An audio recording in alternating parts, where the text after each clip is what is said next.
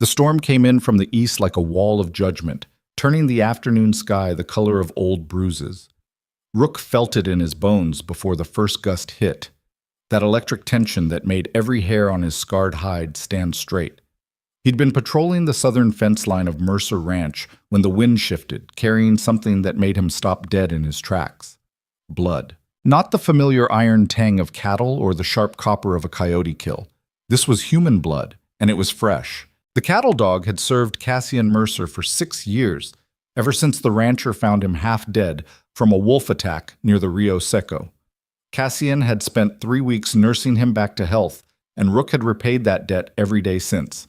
He knew these lands better than most of the hired hands. Every ravine, every waterhole, every place where the earth opened up to swallow the unwary. But he'd never smelled anything like this.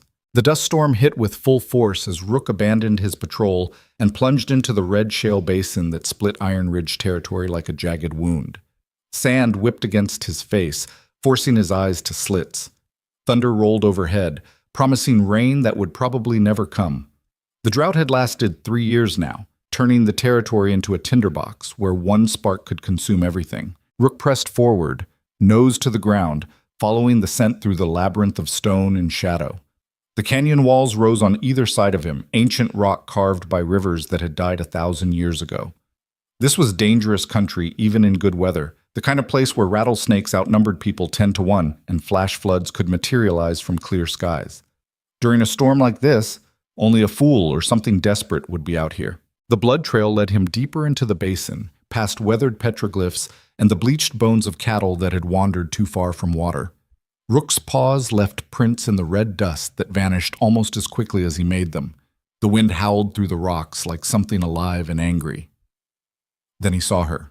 She was crumpled against the base of the canyon wall like a broken doll someone had tossed aside. Her dress, what remained of it, had once been blue, the kind of simple cotton that working women wore. Now it was torn and stained dark with blood and dirt. Her face was turned away from him, brown hair matted with dust and something worse. Rook approached cautiously, his combat instincts warring with his training.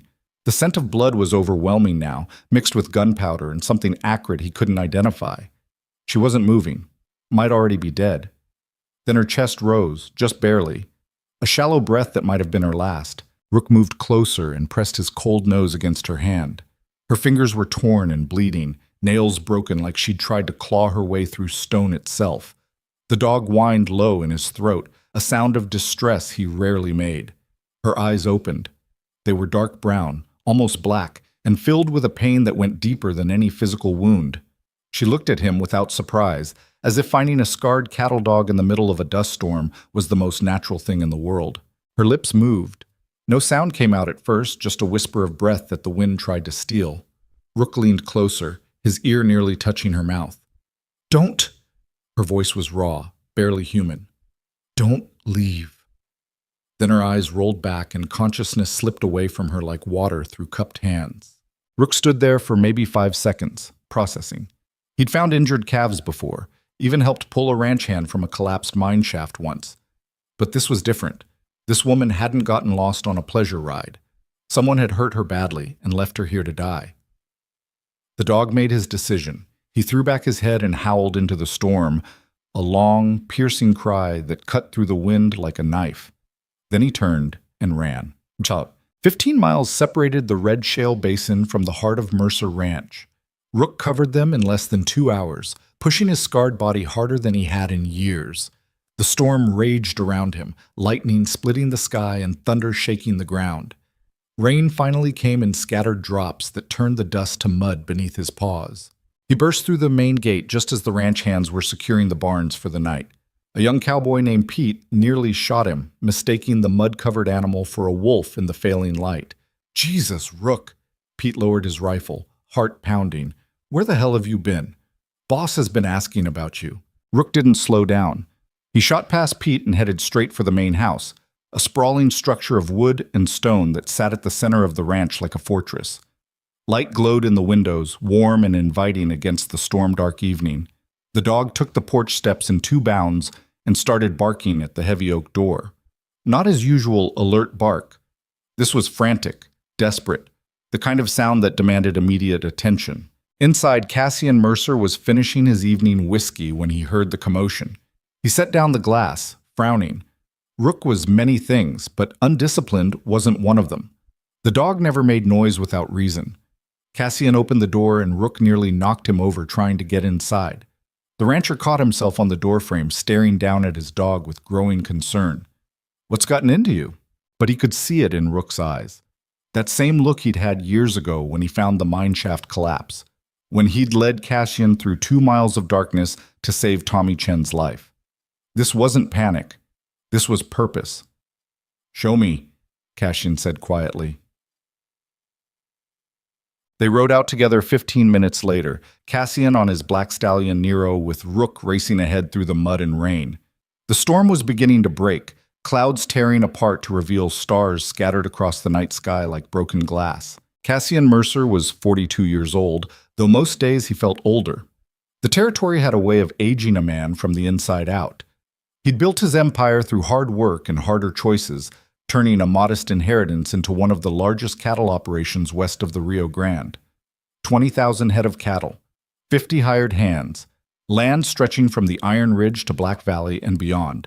But wealth hadn't brought him peace.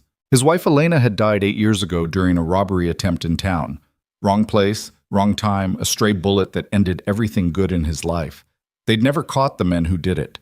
Cassian had spent 2 years hunting them himself, driven by rage and grief, until he realized the pursuit was consuming what little humanity he had left. So he'd buried himself in the ranch instead, turning love into profit and pain into power. He rarely went to town anymore, rarely spoke to anyone beyond what business required. The hands respected him, but they didn't know him.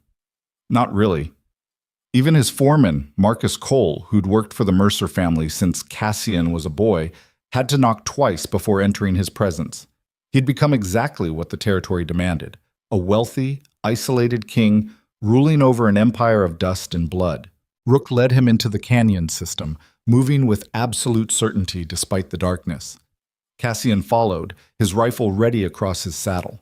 He'd learned long ago not to ride into unfamiliar territory unprepared. The storm had turned the basin treacherous, flash flood warnings written in every gully and wash. They found her just after midnight. She'd moved since Rook left her, crawled maybe 10 feet before collapsing again. Her fingers had carved shallow trenches in the mud, still fighting, still trying to survive. Cassian dismounted and approached carefully, rifle lowered but ready. In this country, even dying people could be dangerous if they were scared enough. "Ma'am?" He kept his voice low, non-threatening. "I'm here to help." No response. He knelt beside her and gently turned her face toward the moonlight. What he saw made his jaw tighten. Someone had beaten her severely. Her left eye was swollen shut, her lips split, purple bruises spreading across her cheek like spilled ink. But it was the bullet wound that concerned him most, a through-and-through shot in her left side. Still bleeding despite the crude field dressing she'd tried to make with torn fabric. She'd been shot, beaten, and left to die. And somehow she was still breathing. Cassian made his assessment quickly. The wound needed proper treatment, and she'd already lost too much blood. If he tried to ride her all the way back to the ranch, she'd probably die in the saddle. But if he stayed here, they'd both be exposed when whoever did this came looking. "Come on," he muttered, making his choice. He wrapped her carefully in his coat and lifted her with practiced ease. Years of hauling fence posts and wrestling cattle had left him stronger than his lean frame suggested. She weighed almost nothing, like something already halfway to spirit. Getting her into the saddle was harder. Nero shifted nervously, smelling blood and fear. But Cassian had raised this horse from a colt, and the stallion trusted him more than his own instincts. Finally, he managed to settle her against his chest, one arm wrapped around her to keep her from falling, while his other hand held the reins. "Easy," he whispered, though he wasn't sure if he was talking to the horse, the woman, or himself. Rook led them back toward home through the breaking storm, and Cassian tried very hard not to think about the last time he'd held a dying woman in his arms. They reached the ranch just before dawn. The sky had cleared to that deep purple color that comes right before sunrise, stars still visible in the west while the eastern horizon began to glow. Marcus Cole was waiting on the porch, his weathered face creased with worry. The foreman was 65, but still moved like a man half his age, all wiry muscle and nervous energy. He'd been with the Mercer family since Cassian's father ran the ranch, back when it was half its current size and twice as wild. "Boss?" Marcus's eyes went to the unconscious woman. "What happened?" "Found her in the canyon. Someone shot her." "Someone?" Marcus descended the steps, already moving to help. "You mean she didn't just—" "This wasn't an accident." Cassian's voice was flat, cold. "Get Doc Morrison, now." Marcus hesitated just for a second. "Boss, Doc Morrison's in Silver Creek. That's a 4-hour ride." "Then you better hurry." The foreman nodded and headed for the stables at a run. Cassian carried the woman inside, past the grand entrance hall with its chandelier and polished wood, up the curved staircase to one of the guest rooms on the second floor. The room hadn't been used in years. Dust covers still draped the furniture. But the bed was solid and the lock on the door still worked. Important, given that he had 50 ranch hands living in the bunkhouses and no idea who this woman was or why someone wanted her dead. He laid her on the bed as gently as possible and began cutting away what remained of her dress. The bullet wound had stopped bleeding finally, but infection was already setting in. Red streaks radiated from the entry point like poisoned lightning. He'd seen enough bullet wounds to know this one could still kill her if it wasn't cleaned properly. Cassian worked methodically, the way his father had taught him. Boil water, clean cloth. Whiskey for the wound, the good stuff, not the rotgut they served in the saloons. He'd learned battlefield medicine during a brief stint with a cattle drive that turned violent near the Mexican border. Enough to keep a man alive until proper help arrived. Hopefully enough to keep her alive too. She never woke during the process, even when he poured whiskey directly into the wound. Her fever was climbing, skin hot to the touch. Cassian finished bandaging her and then just sat there, watching her chest rise and fall. Who was she? What had she been running from? And the question that bothered him most, would whoever did this come looking for her here? Rook settled on the floor beside the bed, his scarred head resting on his paws. The dog hadn't left her side since they arrived. Some instinct told him this woman needed protecting, and Rook had never been wrong about these things. Cassian finally stood, his back aching from hours in the saddle. "Watch her," he told the dog, unnecessarily. Then he locked the door from the outside and headed downstairs to wait for Doc Morrison, and to figure out what the hell he'd just brought into his life. Dr. James Morrison arrived at noon, his medical bag in one hand and his usual expression of barely concealed annoyance on his weathered face. The doc was 70 if he was a day, with hands that shook just slightly until he touched a patient. Then they became steady as bedrock. "This better be worth pulling me away from lunch," he grumbled, following Cassian up the stairs. Mary was making her famous stew. Bullet wound, fever, infection setting in. Morrison's complaints stopped immediately. He'd been a battlefield surgeon during the war, back when the territory was even more lawless than it was now. He'd seen things that would break most men, and it had left him with zero tolerance for foolishness, but infinite patience for genuine suffering. They entered the guest room together. The woman hadn't moved, still locked in whatever fever dream held her. Morrison set down his bag and began his examination with the brisk efficiency of a man who'd performed this ritual 10,000 times. "Who is she?" he asked, checking her pulse. "No idea." "Where'd you find her?" "Red Shale Basin. My dog brought me to her." Morrison glanced at Rook, who watched the proceedings with intense focus. "Smart dog. She'd be dead if he hadn't. Probably will be anyway, unless that fever breaks." He worked in silence for several minutes, cleaning the wound properly, applying fresh bandages, administering a dose of morphine that would keep her unconscious and hopefully comfortable. Finally, he stepped back, wiping his hands on a cloth. Bullet went clean through. Missed anything vital, but she's lucky. Another inch to the right, and it would have clipped her kidney. He paused, choosing his next words carefully. "This wasn't a hunting accident, Cassian. Somebody meant to kill her." "I know." "You got any idea who?" "Not yet." Morrison picked up his bag, frowning. "You planning to get the marshal involved?" Cassian's laugh was bitter, humorless. "Marshal Crawford? The man who couldn't find his own horse if it was standing in front of him? No, I'm not getting him involved." "Then what are you planning?" "To keep her alive. After that—" Cassian shrugged. "After that, we'll see." The doctor studied him for a long moment, seeing something in the younger man's face that made him sigh. You know, there's a reason people come to you when they're in trouble.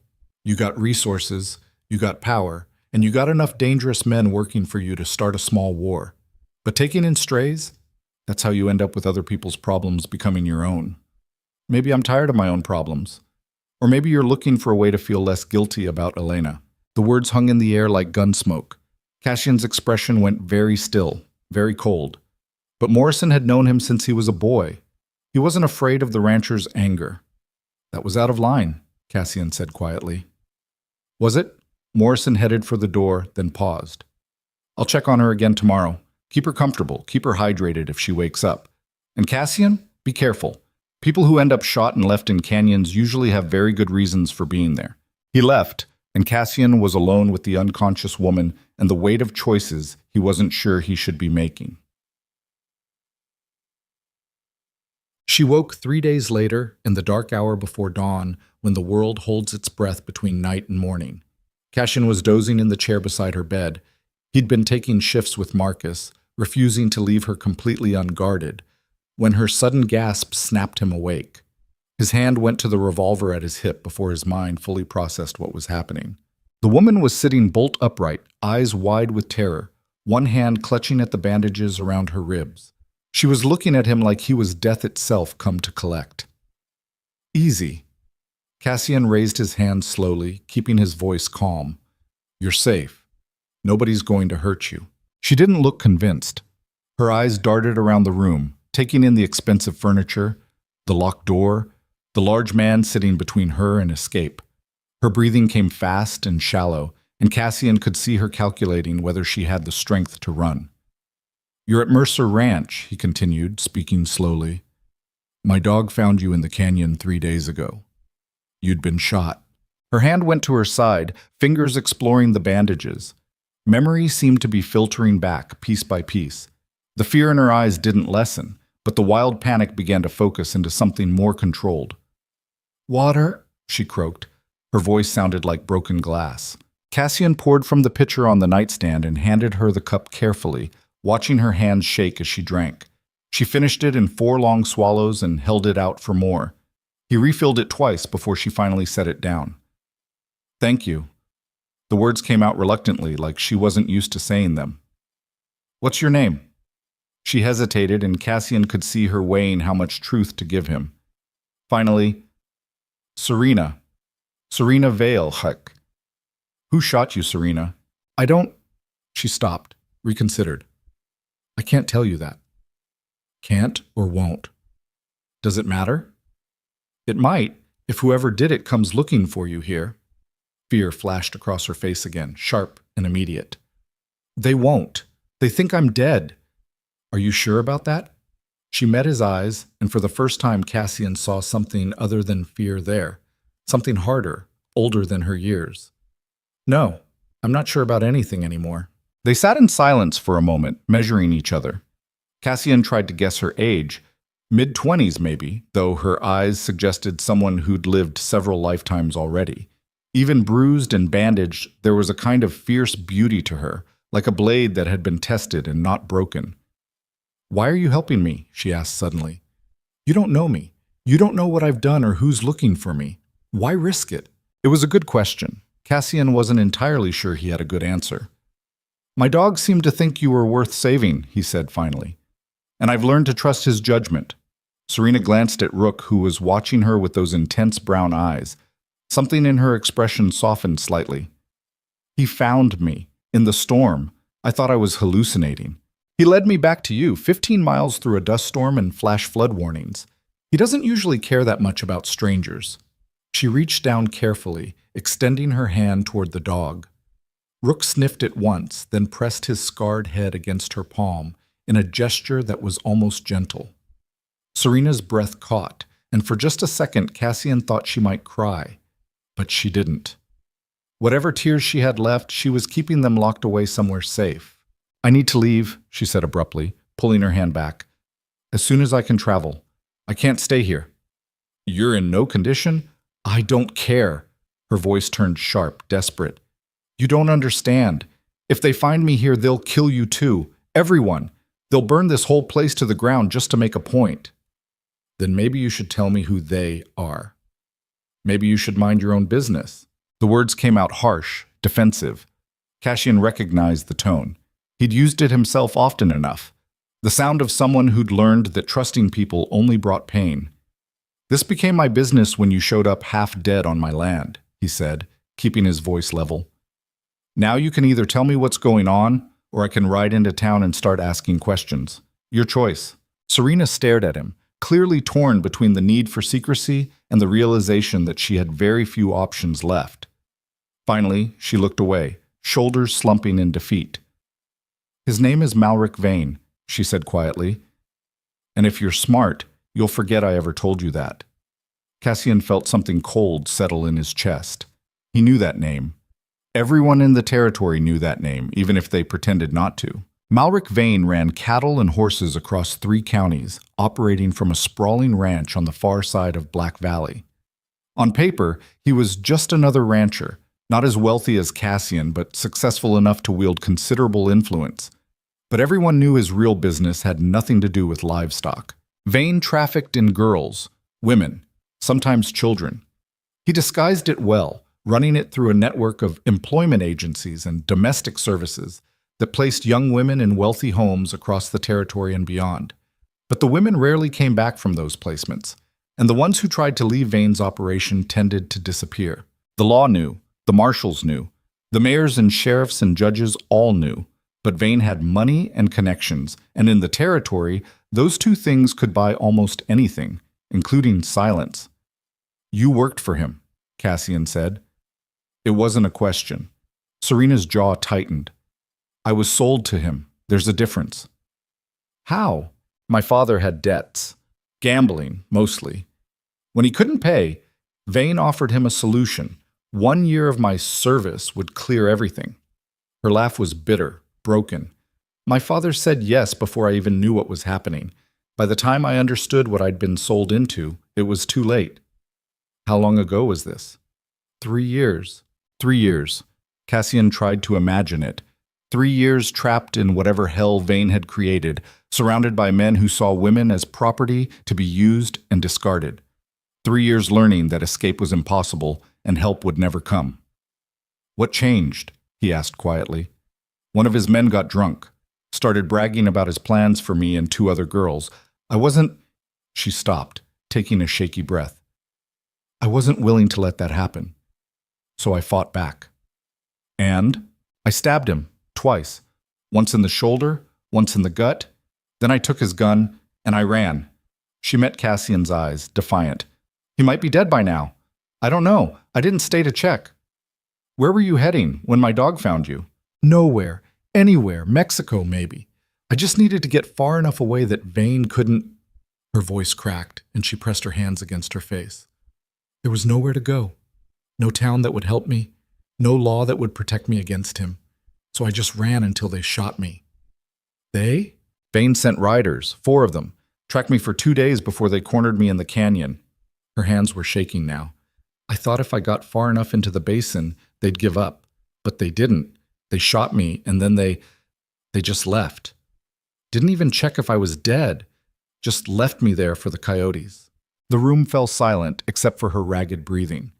Cassian watched her trying to hold herself together. This woman who'd survived 3 years of hell only to be shot and abandoned in the desert. And he found himself making a decision that he knew was probably stupid, definitely dangerous, and absolutely irreversible. You don't have to run anymore, he said. Serena looked up at him, eyes red but tearless. What?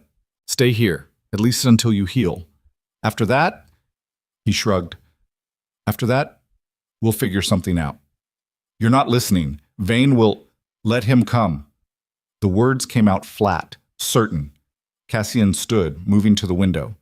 Dawn was breaking over the ranch, painting the land in shades of gold and shadow. His land, his territory, his rules. I've got 50 armed men working this ranch, he continued, and resources Vane can't match. If he wants to start a war over you, I'll give him one. Why? Serena's voice was almost pleading now.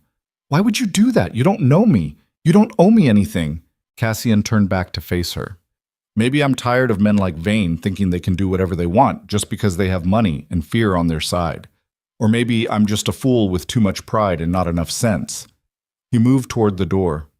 Either way, you're under my protection now, and I keep what's mine. He left before she could respond, locking the door behind him. In the hallway, he leaned against the wall and closed his eyes, wondering if he'd just made the best decision of his life or the worst. Behind him, through the door, he could hear Serena crying, finally letting out the tears she'd held back, and Rook's soft whine as the dog pressed against her, offering the only comfort he knew how to give. Paz. Word spread through the ranch by noon. Cassian hadn't tried to keep it secret. Secrets had a way of becoming problems when you had 50 men living in close quarters. Better to be upfront about it and deal with the questions directly. He gathered the hands in the main barn after lunch, all of them standing in a rough semicircle while he laid out the situation. Marcus stood at his right shoulder, rifle across his arms, looking every inch the hard man he'd once been before age slowed him down. There's a woman staying in the main house, Cassian began without preamble. She's recovering from a gunshot wound. She'll be here for the foreseeable future, and she's under my protection. Silence. Then Pete, the young cowboy who'd nearly shot Rook 3 days ago, cleared his throat nervously. Boss, is there going to be trouble? Probably, Cassian said bluntly. The man she ran from doesn't like losing property. He might send men looking for her. If he does, I need to know I can count on everyone here. More silence. The hands exchanged glances, clearly weighing their options. Working for Mercer Ranch paid well, better than most operations in the territory, but getting killed in someone else's war wasn't part of the standard contract. Finally, an older cowboy named Santos stepped forward. He was Mexican, maybe 50, with the kind of weathered face that came from decades under the sun. He'd worked for the Mercers longer than anyone except Marcus. This man she's running from, Santos said carefully. Would his name be Malric Vane? Cassian didn't blink. It would. Santos spat into the dirt. Then I'm in. That bastard took my niece 5 years ago. Never saw her again. I'm in too. This from Tommy Chen, the young man Rook had saved from the mineshaft collapse. He was 22, fierce and loyal. You saved my life, boss. I owe you. One by one, the others stepped forward. Not all of them. 3 men decided their safety was worth more than their wages and left that afternoon with their back pay and no hard feelings. But most stayed. Some out of loyalty to Cassian. Some because they'd lost people to Vane's operation. Some just because they were tired of running from men like him. By evening, Cassian had 47 armed men ready to defend Mercer Ranch against whatever was coming. It should have felt like enough. It didn't. Serena stayed in the locked room for another week, healing and planning. Cassian visited twice a day, bringing food and fresh water. They didn't talk much. She wasn't ready for conversation, and he didn't push. But slowly, gradually, the walls began to come down. She asked about the ranch. He told her about the 20,000 head of cattle, the complex network of water rights and grazing land, the delicate balance between profit and survival in country that tried to kill you every chance it got. She asked about his wife. He told her the bare facts. Married young, happy for a while, killed by random violence. He didn't mention the years of hunting, the darkness that had nearly consumed him. Some things were better left buried. She asked about the men who worked for him. He told her who to trust, Marcus, Santos, Tommy, and who to watch. A few hands he'd hired recently and didn't know well. She filed the information away with the systematic efficiency of someone who'd learned to catalog threats automatically. And slowly, she began to heal. Doc Morrison visited every other day, checking her progress with his usual gruff competence. The fever broke on the 5th day. The infection cleared by the 7th. By the time 2 weeks had passed since Rook found her in the canyon, Serena was able to walk around the room without clutching her side. She hated being locked up. Cassian could see it in the way she paced by the window, watching the ranch operations with an intensity that suggested she was memorizing every detail. Planning, always planning. On the 15th day, he unlocked the door and didn't lock it again. You're free to move around the house, he told her. But stay away from the windows on the east side. They face the main road. And if riders approach, get back to this room immediately. Serena nodded, then said something that surprised him. I want to work. You're still recovering. I don't care. I need to do something or I'm going to go crazy. Her eyes were fierce, desperate. I can't just sit around waiting to be rescued. That's not who I am. Cassian studied her for a moment, seeing the truth in her words. She wasn't the kind of woman who could accept charity gracefully. She needed purpose, needed to feel useful. He understood that better than she probably realized. Kitchen needs help, he said finally. Maria's been asking for an extra pair of hands for years. Think you can handle it? I can handle anything that doesn't involve getting shot again. She started working the next day, despite Doc Morrison's protests.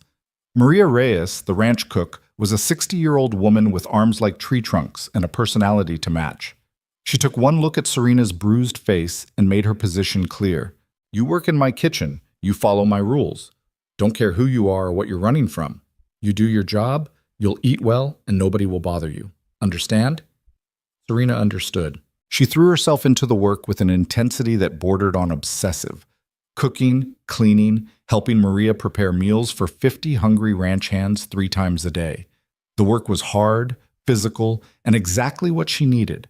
It kept her hands busy and her mind focused on something other than the constant fear that Vane's men would appear on the horizon. The ranch hands kept their distance at first, unsure how to act around the mysterious woman their boss had brought home. But Maria's fierce protection made it clear. Anyone who disrespected Serena would answer to her first, and the cook was scarier than most of the armed men on the property. Gradually, they began to accept her presence.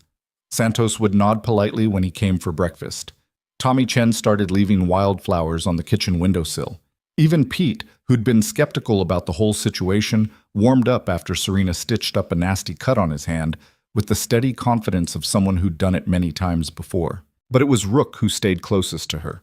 The scarred cattle dog barely left her side, following her from kitchen to main house and back again like a faithful shadow. At night, he slept on the floor beside her bed, one ear always raised for sounds of danger.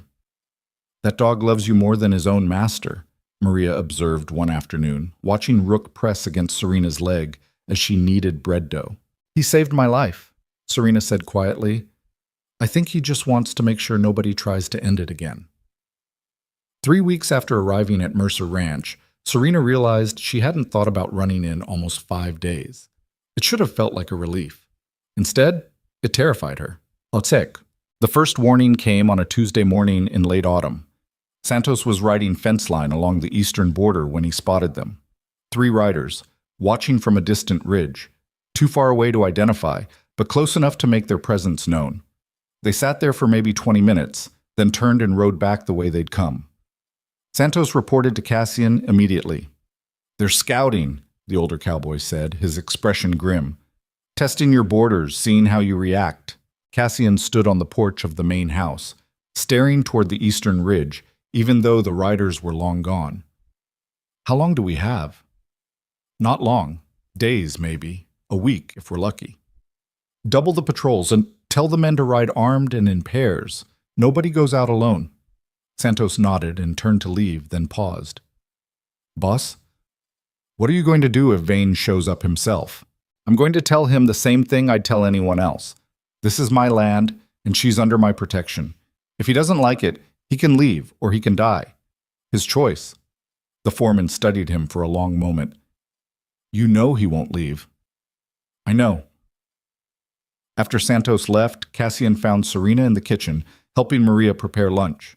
She looked up when he entered, and something in his expression made her set down the knife she'd been using to chop vegetables. They found me, she said. Not a question. Riders on the eastern ridge, scouting party probably. All the color drained from her face. I need to leave, now, before... No. Cassian, you don't understand. I understand perfectly. He moved closer, lowering his voice so Maria wouldn't overhear. You run now. You'll be dead within a week. Vane's got people everywhere. Your only chance is to stay here, behind walls and armed men who actually give a damn whether you live or die. I won't let you die for me. Her voice was shaking. I won't let anyone else die because of my choices.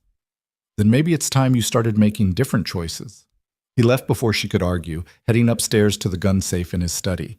If Vane wanted a war, Cassian would give him one, but on his terms, with his rules, on land he knew better than his own heartbeat. Behind him, Serena stood frozen in the kitchen, caught between the instinct to run and the growing realization that maybe, for the first time in 3 years, she didn't have to. Maria put a weathered hand on her shoulder.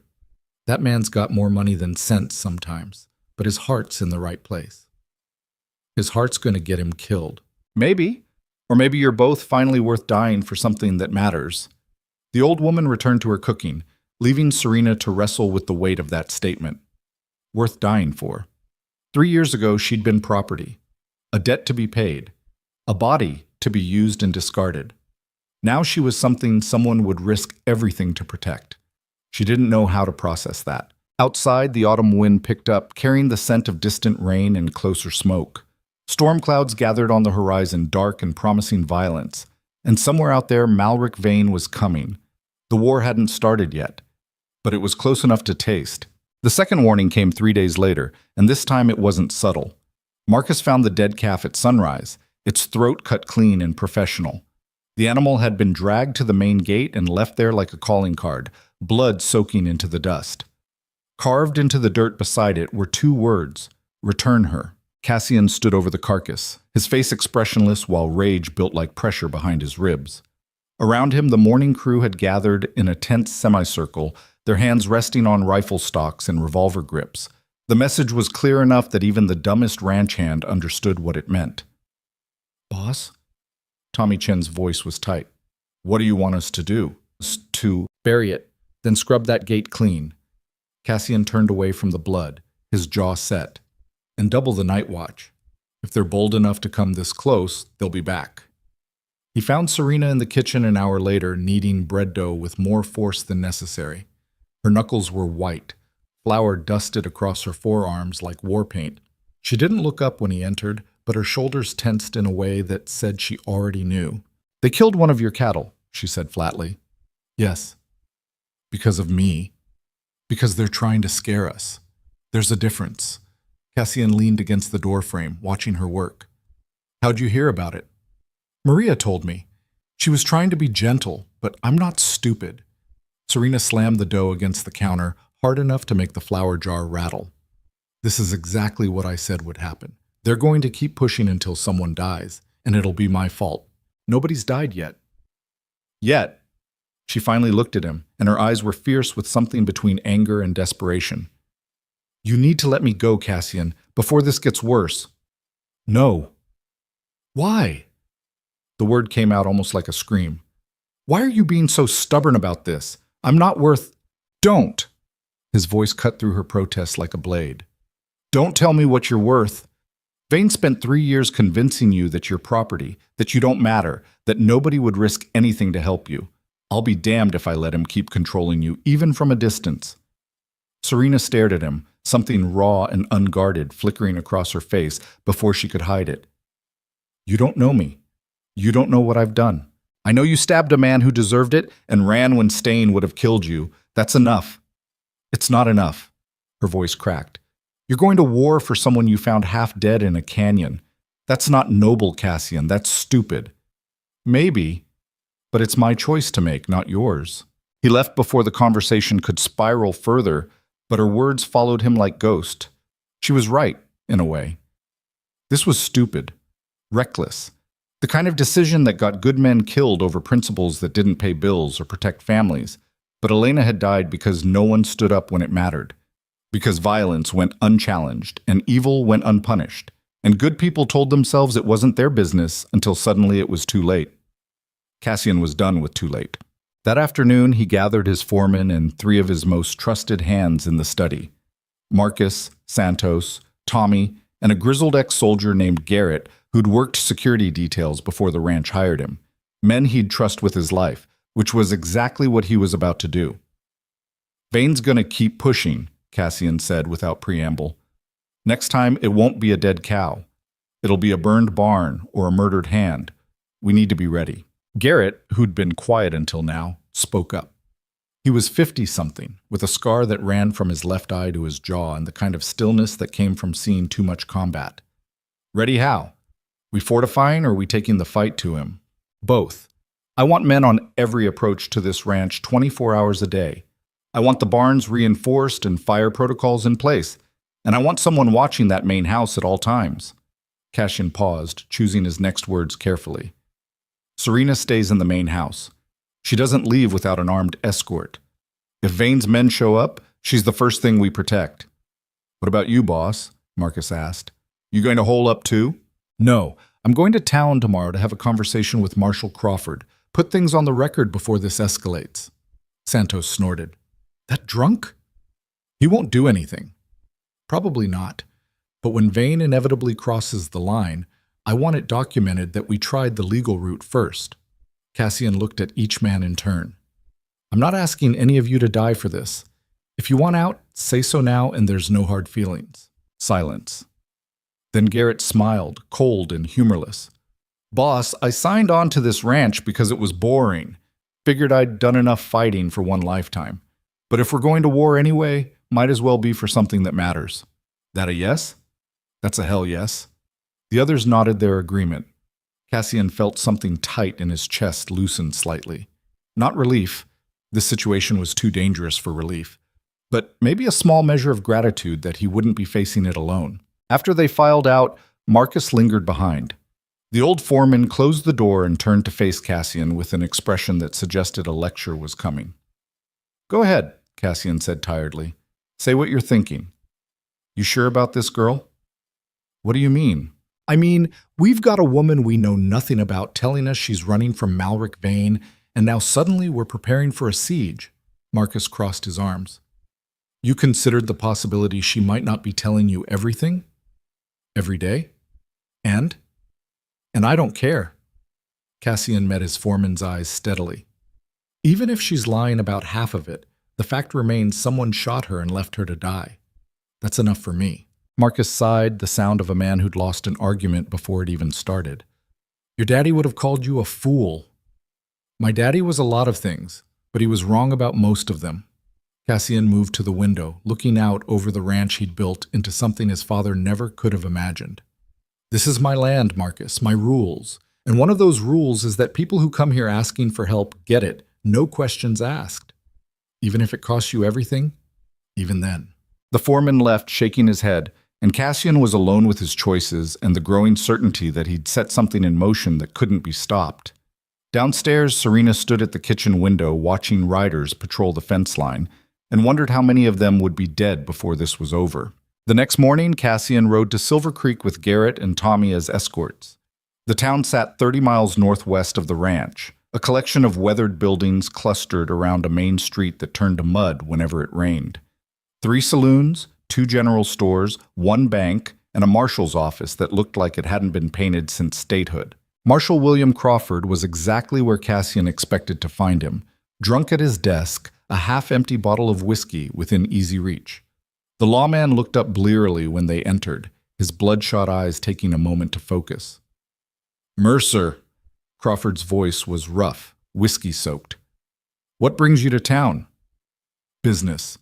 Cassian pulled a chair across from the desk and sat down without being invited. I need to report a threat. Threat? Crawford reached for his bottle, thought better of it, and pulled his hand back. What kind of threat? Malric Vane. He's been sending men onto my property, killed one of my cattle, and made it clear he intends to escalate. Something flickered across Crawford's face. Recognition, maybe, or fear. He shifted in his chair uncomfortably. What's Vane want with you? He thinks I have something that belongs to him.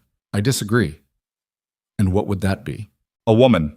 She came to my ranch seeking protection. I gave it to her. Crawford's expression hardened, and suddenly he looked slightly more sober. That's a bad idea, Mercer. Vane's not someone you want as an enemy. Little late for that. He's already threatened my property and my people. I'm here to put it on record so when I defend my land, nobody can claim I didn't try the legal route first. Defend your land. Crawford laughed, bitter and tired. You mean start a shooting war? I mean stop one before it starts. You going to do your job, Marshal, or do I need to handle this myself? The lawman stared at him for a long moment, and Cassian could see the calculation happening behind those bloodshot eyes. Vane had money and connections. Cassian had money too, but less tolerance for the kind of corruption that kept men like Crawford in office. It was a choice between principles and survival, and Crawford had made that choice a long time ago. I'll look into it, the marshal said finally. But Mercer, if you're smart, you'll give Vane what he wants. That girl, whoever she is, she's not worth dying over. That's where you're wrong. Cassian stood, heading for the door. She's worth exactly that. Outside, Tommy and Garrett were waiting with the horses. Garrett took one look at Cassian's face and didn't bother asking how it went. Waste of time, the ex-soldier asked. Complete waste. But now it's documented. Cassian swung into his saddle. Let's get home. I've got a feeling we're running out of time. They made it halfway back to the ranch before they saw the smoke. It rose from the southern horizon in a thick black column, the kind of smoke that came from burning wood and oil. Cassian's heart dropped into his stomach as he spurred Nero forward, the stallion stretching into a full gallop while Tommy and Garrett raced to keep up. Please, he thought, not the house, not Serena. They crested the ridge overlooking Mercer Ranch, and Cassian felt relief so intense it was almost painful. The main house still stood, untouched, but one of the outer barns, the oldest one used mostly for storage, was engulfed in flames. Ranch hands swarmed around it like ants, forming bucket lines from the well and trying desperately to contain the fire before it spread. Marcus was shouting orders, directing men to wet down the nearby structures while others worked to move horses away from the heat and smoke. Cassian dismounted before Nero had fully stopped, joining the fire line without a word. The heat was tremendous, scorching his face and arms even from 20 feet away. They worked for 2 hours straight, pouring water on flames that seemed determined to consume everything in reach. By the time they got it under control, the barn was a total loss. Just a skeleton of blackened timber and ash. 3 horses had been inside, but the hands had managed to get them out before the smoke killed them. No human casualties. Could have been much worse. But it wasn't an accident. Santos found the evidence near the back wall, a broken oil lamp that had been deliberately placed among hay bales. Someone had come onto the property, set the fire, and vanished before anyone noticed. Vane, Marcus said flatly, examining the lamp. Has to be. Could be anyone, Cassian countered, but he didn't believe it. Boss, we had men patrolling. How'd someone get past them?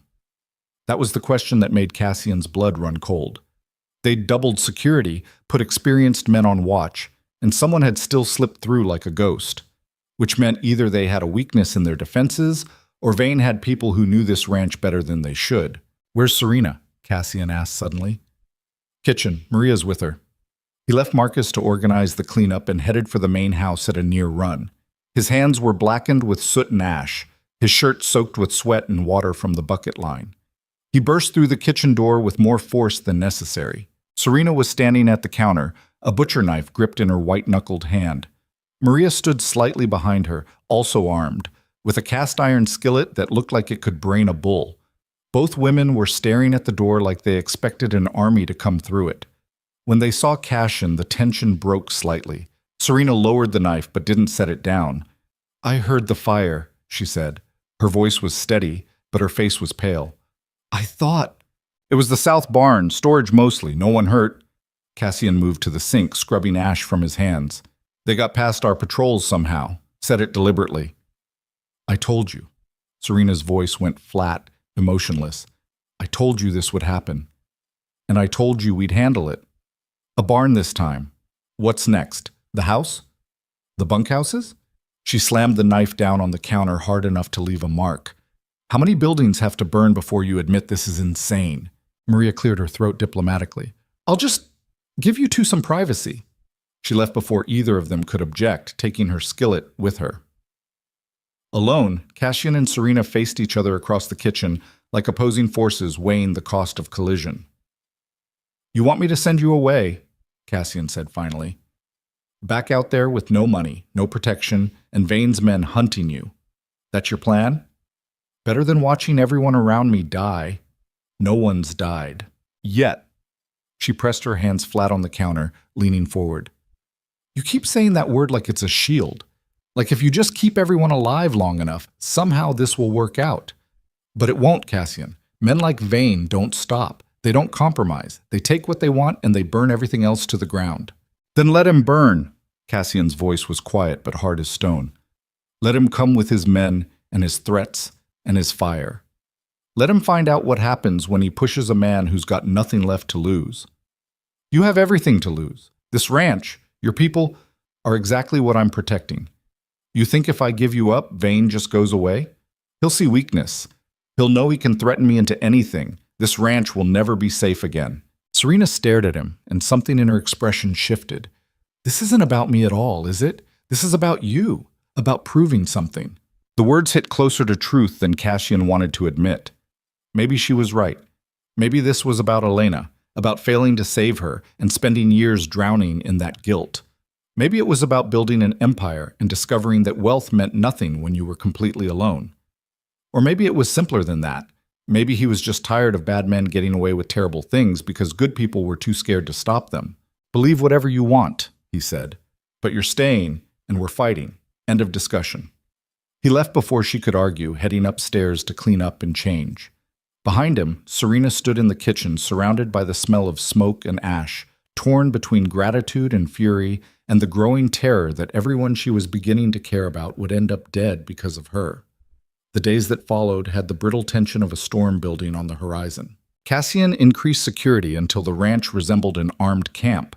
Men rode in rotating shifts, checking fence lines and watching the roads. The main house got reinforced shutters on the first-floor windows.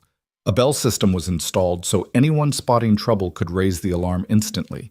And every hand on the property started wearing a sidearm, even the ones who'd never fired a gun in anger before. Serena, for her part, refused to be treated like fragile cargo. When Cassian tried to confine her to the house, she ignored him. When Marcus suggested she stay in her room during patrols, she showed up in the kitchen before dawn to help Maria prepare breakfast. "That girl's got more stubbornness than sense," Maria observed one morning, watching Serena knead bread with mechanical precision. "Reminds me of you, boss." "That's not a compliment," Cassian replied. "Wasn't meant as one." But Maria was right. Serena had a kind of relentless determination that refused to bend even when bending might save her life. She'd spent 3 years surviving in Vane's operation, learning to read threats and react to danger before it fully materialized. That kind of experience didn't just vanish because she was somewhere safer. Now. One afternoon, Garrett found her in the barn practicing with a rifle. The ex-soldier stopped in the doorway, watching as she worked the lever action, aimed at a makeshift target, and fired. The shot went wide, missing by at least 2 feet. She cursed, ejected the spent cartridge, and tried again. "Your stance is wrong," Garrett said, stepping forward. Serena spun toward him, rifle partially raised before she recognized him. Then she lowered it, embarrassed. "Sorry, I thought, smart to be jumpy. Stupid to practice alone where no one can hear you scream if trouble shows up." He moved beside her, professional and distant. "But since you're here anyway, let's make sure you can actually hit what you're aiming at." They spent the next hour working on fundamentals. Garrett was a patient teacher, correcting her grip and stance without making her feel incompetent. By the time the sun started setting, Serena was hitting the target more often than not. "You're a natural," Garrett said, watching her punch 3 shots through the center ring in quick succession. "Ever shoot before?" "A little. One of Vane's men tried to teach me once. He thought it was funny, giving a prisoner a gun." Her expression went dark. "Stopped being funny when I turned it on him during my escape." "You kill him?" "I hope so." Garrett studied her with the clinical assessment of someone who'd killed enough people to recognize the look in her eyes. "You're going to have to do it again if this gets bad. Vane's men won't hesitate just because you're a woman." "I know." "And you're okay with that?" Serena lowered the rifle, staring at the target she'd perforated. "I'm not okay with any of this, but I'm done being helpless. So if shooting someone is what keeps me alive, then I'll shoot someone." "Good." Garrett took the rifle from her, clearing it with practiced efficiency. "Next lesson tomorrow, same time." He left, and Serena stood alone in the barn as darkness gathered outside. Her hands were shaking slightly, from adrenaline or fear or both, and she forced herself to breathe slowly until the trembling stopped. 3 years ago, she'd been a different person. Young, naive, trusting. She'd believed her father when he said 1 year of service would clear his debts. Believed Vane when he'd smiled and promised she'd be treated well. Believed the other girls who'd whispered that if you kept your head down and didn't cause trouble, you'd be released when your time was up. All lies. She'd learned the truth slowly, painfully. Learned that escape was impossible because Vane owned the law and the roads and every contact point that might offer help. Learned that the other girls who left usually ended up in graves somewhere out in the desert. Learned that fighting back only made things worse unless you fought hard enough to actually get away. So she'd waited, watched, learned their patterns and weaknesses, and when that drunk enforcer started bragging about his plans for her and two other girls, she'd made her choice. The knife went in smooth, twice. Then she'd taken his gun and run into the night without looking back, knowing that even death in the desert was better than what awaited her if she stayed. Now here she was, protected by a wealthy rancher who barely knew her, learning to shoot so she could defend herself when Vane inevitably came calling. It didn't feel real, didn't feel like something that could last. But for the first time in 3 years, Serena allowed herself the dangerous luxury of hope. The confrontation came on a Saturday afternoon, exactly 2 weeks after the barn fire. Serena was in the kitchen helping Maria prepare supper when the bell started ringing. 3 short bursts, the signal for riders approaching. She froze, knife in hand, vegetable half chopped on the cutting board. "Go," Maria said sharply. "Your room, now!" But Serena was already moving toward the window, peering through the gap in the shutters. A group of riders was coming up the main road, maybe 15 men, moving at an easy pace that suggested they weren't worried about resistance. At the front rode a man on a gray horse, dressed well enough to stand out even from a distance. "That's him," Serena breathed. "That's Vane." Maria grabbed her arm, trying to pull her away from the window. "Child, you need to hide. If he sees you..." "He already knows I'm here. That's why he came." Outside, Cassian was striding from the barn toward the main house, his face set in hard lines. Marcus and a dozen armed hands fell in behind him, creating a loose formation that looked casual but could turn deadly in seconds. They positioned themselves between the approaching riders and the house, a clear statement about how this would go. Vane and his men stopped about 30 yards from the porch. Up close, he was exactly what Serena remembered. Mid-50s, well-fed and well-dressed, with the kind of face that could smile warmly while ordering someone's death. His hair was going gray at the temples, carefully styled. His suit probably cost more than most ranch hands made in a year. He looked like a successful businessman, respectable, trustworthy. It was all a mask. "Cassian Mercer," Vane called out, his voice carrying easily across the distance. "We need to talk." "So talk." Cassian's hand rested casually on his revolver. "But know that every man here has you and yours in their sights." Vane smiled, not bothered in the slightest. "No need for threats. I'm here on friendly business." "Burning my barn isn't friendly. An unfortunate accident. My men get overzealous sometimes." The smile never wavered. "But that's not why I'm here. I'm here about the girl." "What girl?" "Don't play stupid. You know exactly who I mean. Serena Vale. She belongs to me." "Nobody belongs to you." Cassian's voice went cold. "She came here asking for protection. I gave it to her. Very noble. But you're interfering in my business, and I don't appreciate it." Vane shifted in his saddle, making a show of looking around at the ranch. "You've built something impressive here.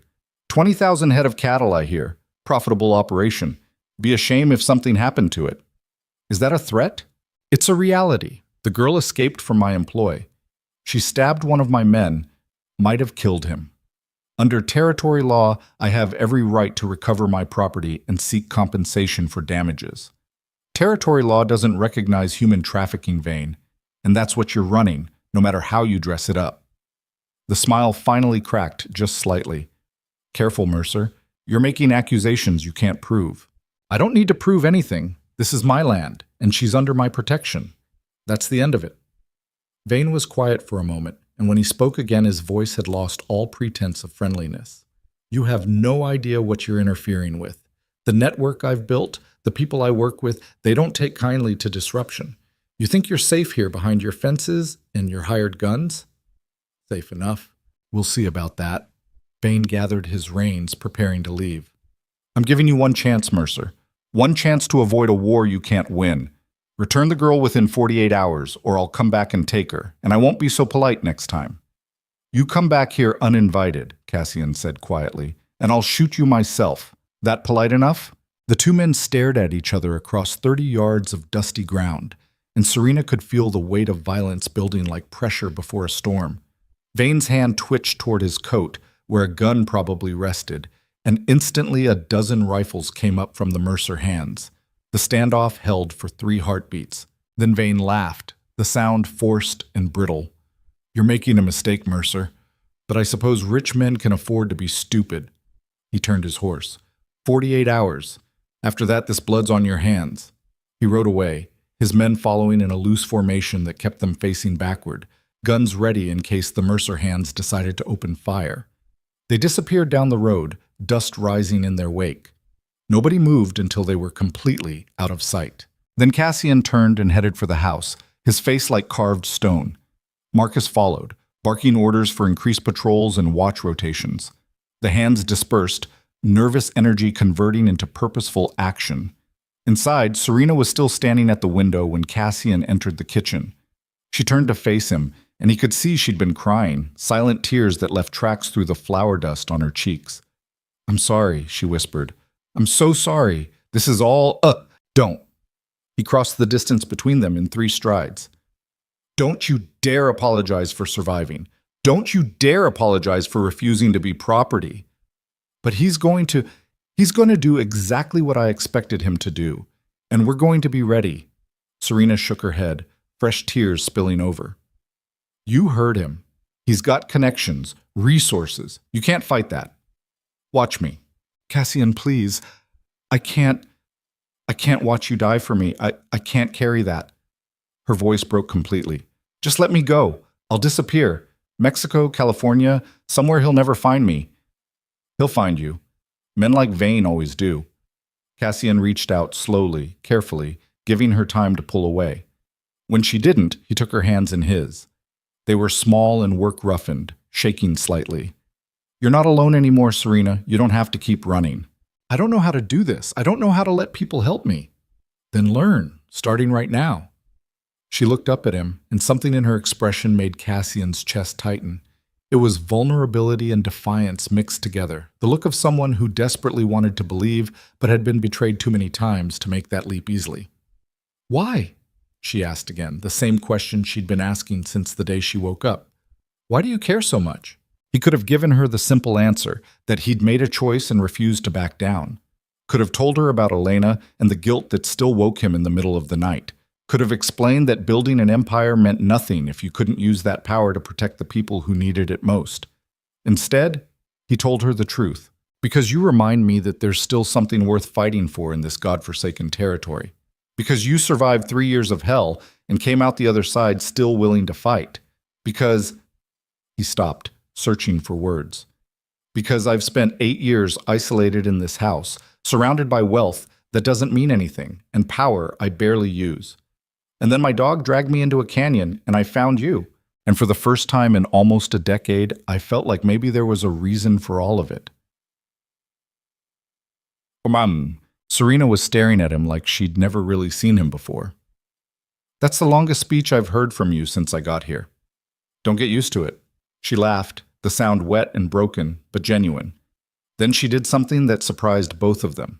She stepped forward and hugged him, pressing her face against his chest while her shoulders shook with silent sobs. Cassian froze for a second, unsure how to respond. Then his arms came up slowly, wrapping around her carefully, like she was made of glass.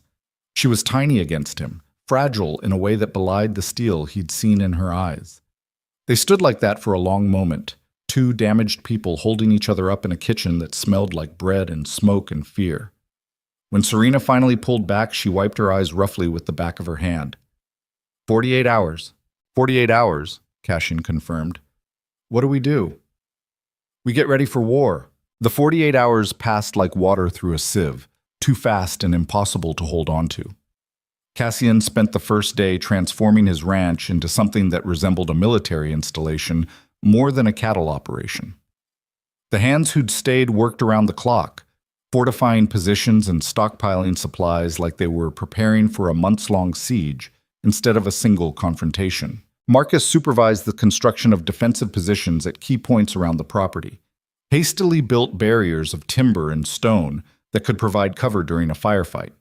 Garrett drilled the less experienced hands on basic combat tactics, turning ranch workers into something approximating soldiers. Santos organized supply runs into town, buying ammunition and medical supplies in quantities that made the shopkeepers nervous, and Serena refused to hide. Cassian found her on the second morning in the barn with Garrett, working through rifle drills with the kind of intensity that suggested she was trying to outrun her own fear. She'd been at it for hours, her hands blistered and her face streaked with sweat and dust. "You need rest," Cassian said, watching her slam another magazine into the rifle. "I need to not be useless when they come." She didn't look at him, focusing on the target downrange. "If I'm the reason everyone's fighting, then I'm damn well going to fight too. Nobody's asking you to, Ka. I'm not asking for permission." She fired 3 shots in quick succession, all of them hitting center mass. "I've spent 3 years being helpless. I'm done with that." Garrett caught Cassian's eye and shrugged, a gesture that said he'd tried to talk her out of it and failed. The ex-soldier had seen that look before, the kind of determination that came from people who'd been pushed past their breaking point and discovered something harder than fear on the other side. "At least take a break," Cassian tried. "You're going to burn yourself out before anything even happens." Serena finally lowered the rifle, turning to face him. Her eyes were red-rimmed from exhaustion and something that might have been tears, though she'd never admit it. "I can't stop. If I stop, I start thinking about all the ways this goes wrong, about how many people are going to die because I couldn't just stay quiet and accept what Vane wanted to do to me. That's not as it is." She set the rifle down carefully, like it might explode if handled roughly. "You can say it's about principles or standing up to bad men or whatever helps you sleep at night, but the truth is simpler. Vane wants me dead or worse, and everyone here is in the crossfire because I ran instead of taking what was coming. You think you deserved what he was doing to you? I think it doesn't matter what I deserved. It matters what's about to happen." She moved past him toward the barn door, then paused. "And I think you're a fool for risking everything over someone you barely know, but I'm grateful anyway, even if we all die because of it." She left before he could respond, and Cassian stood in the barn wondering if she was right. Maybe this was foolish. Maybe the smart play was to cut his losses, send her away with enough money to disappear properly, and let Vane's rage burn itself out on empty air. But he'd made his choice. And men like him didn't unmake choices just because they got difficult. That evening, Marcus gathered everyone in the main yard for what amounted to a pre-battle briefing. 47 men stood in a loose formation, faces hard with anticipation or fear or both. These weren't soldiers. They were ranch hands and drifters and working men who'd signed on to tend cattle, not fight wars. But they were here anyway, and that counted for something. "Vane's deadline runs out at midnight," Marcus announced, his voice carrying across the assembled crowd. "We expect him to move fast after that, probably hit us tomorrow or the day after while we're still nervous and waiting. Could come at dawn when we're tired. Could come at noon when we're not expecting it. Could wait a week just to make us jumpy. Or he could not come at all," someone called from the back. "Maybe he was bluffing." "Maybe," Marcus agreed. "But we prepare like he wasn't. That means rotating watch shifts through the night, armed patrols on all approaches, and nobody, and I mean nobody, goes anywhere alone. If you need to take a piss, you bring a friend with a rifle." That got a few nervous laughs. Tommy Chen raised his hand like he was in school. "What about the girl? Where's she going to be?" All eyes turned toward the main house, where Serena stood on the porch watching the proceedings. She'd cleaned up since the morning, changed into clothes that fit her better, dark pants and a shirt Maria had altered, practical and unrestricting. A revolver rested in a holster at her hip, and she wore it like she actually knew how to use it. "Miss Vale will be in the main house," Marcus said carefully, "under guard and protected.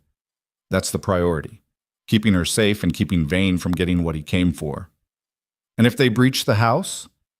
This from Santos, his weathered face creased with concern. "They won't," Cassian said, stepping forward. He'd been standing at the edge of the gathering, half in shadow.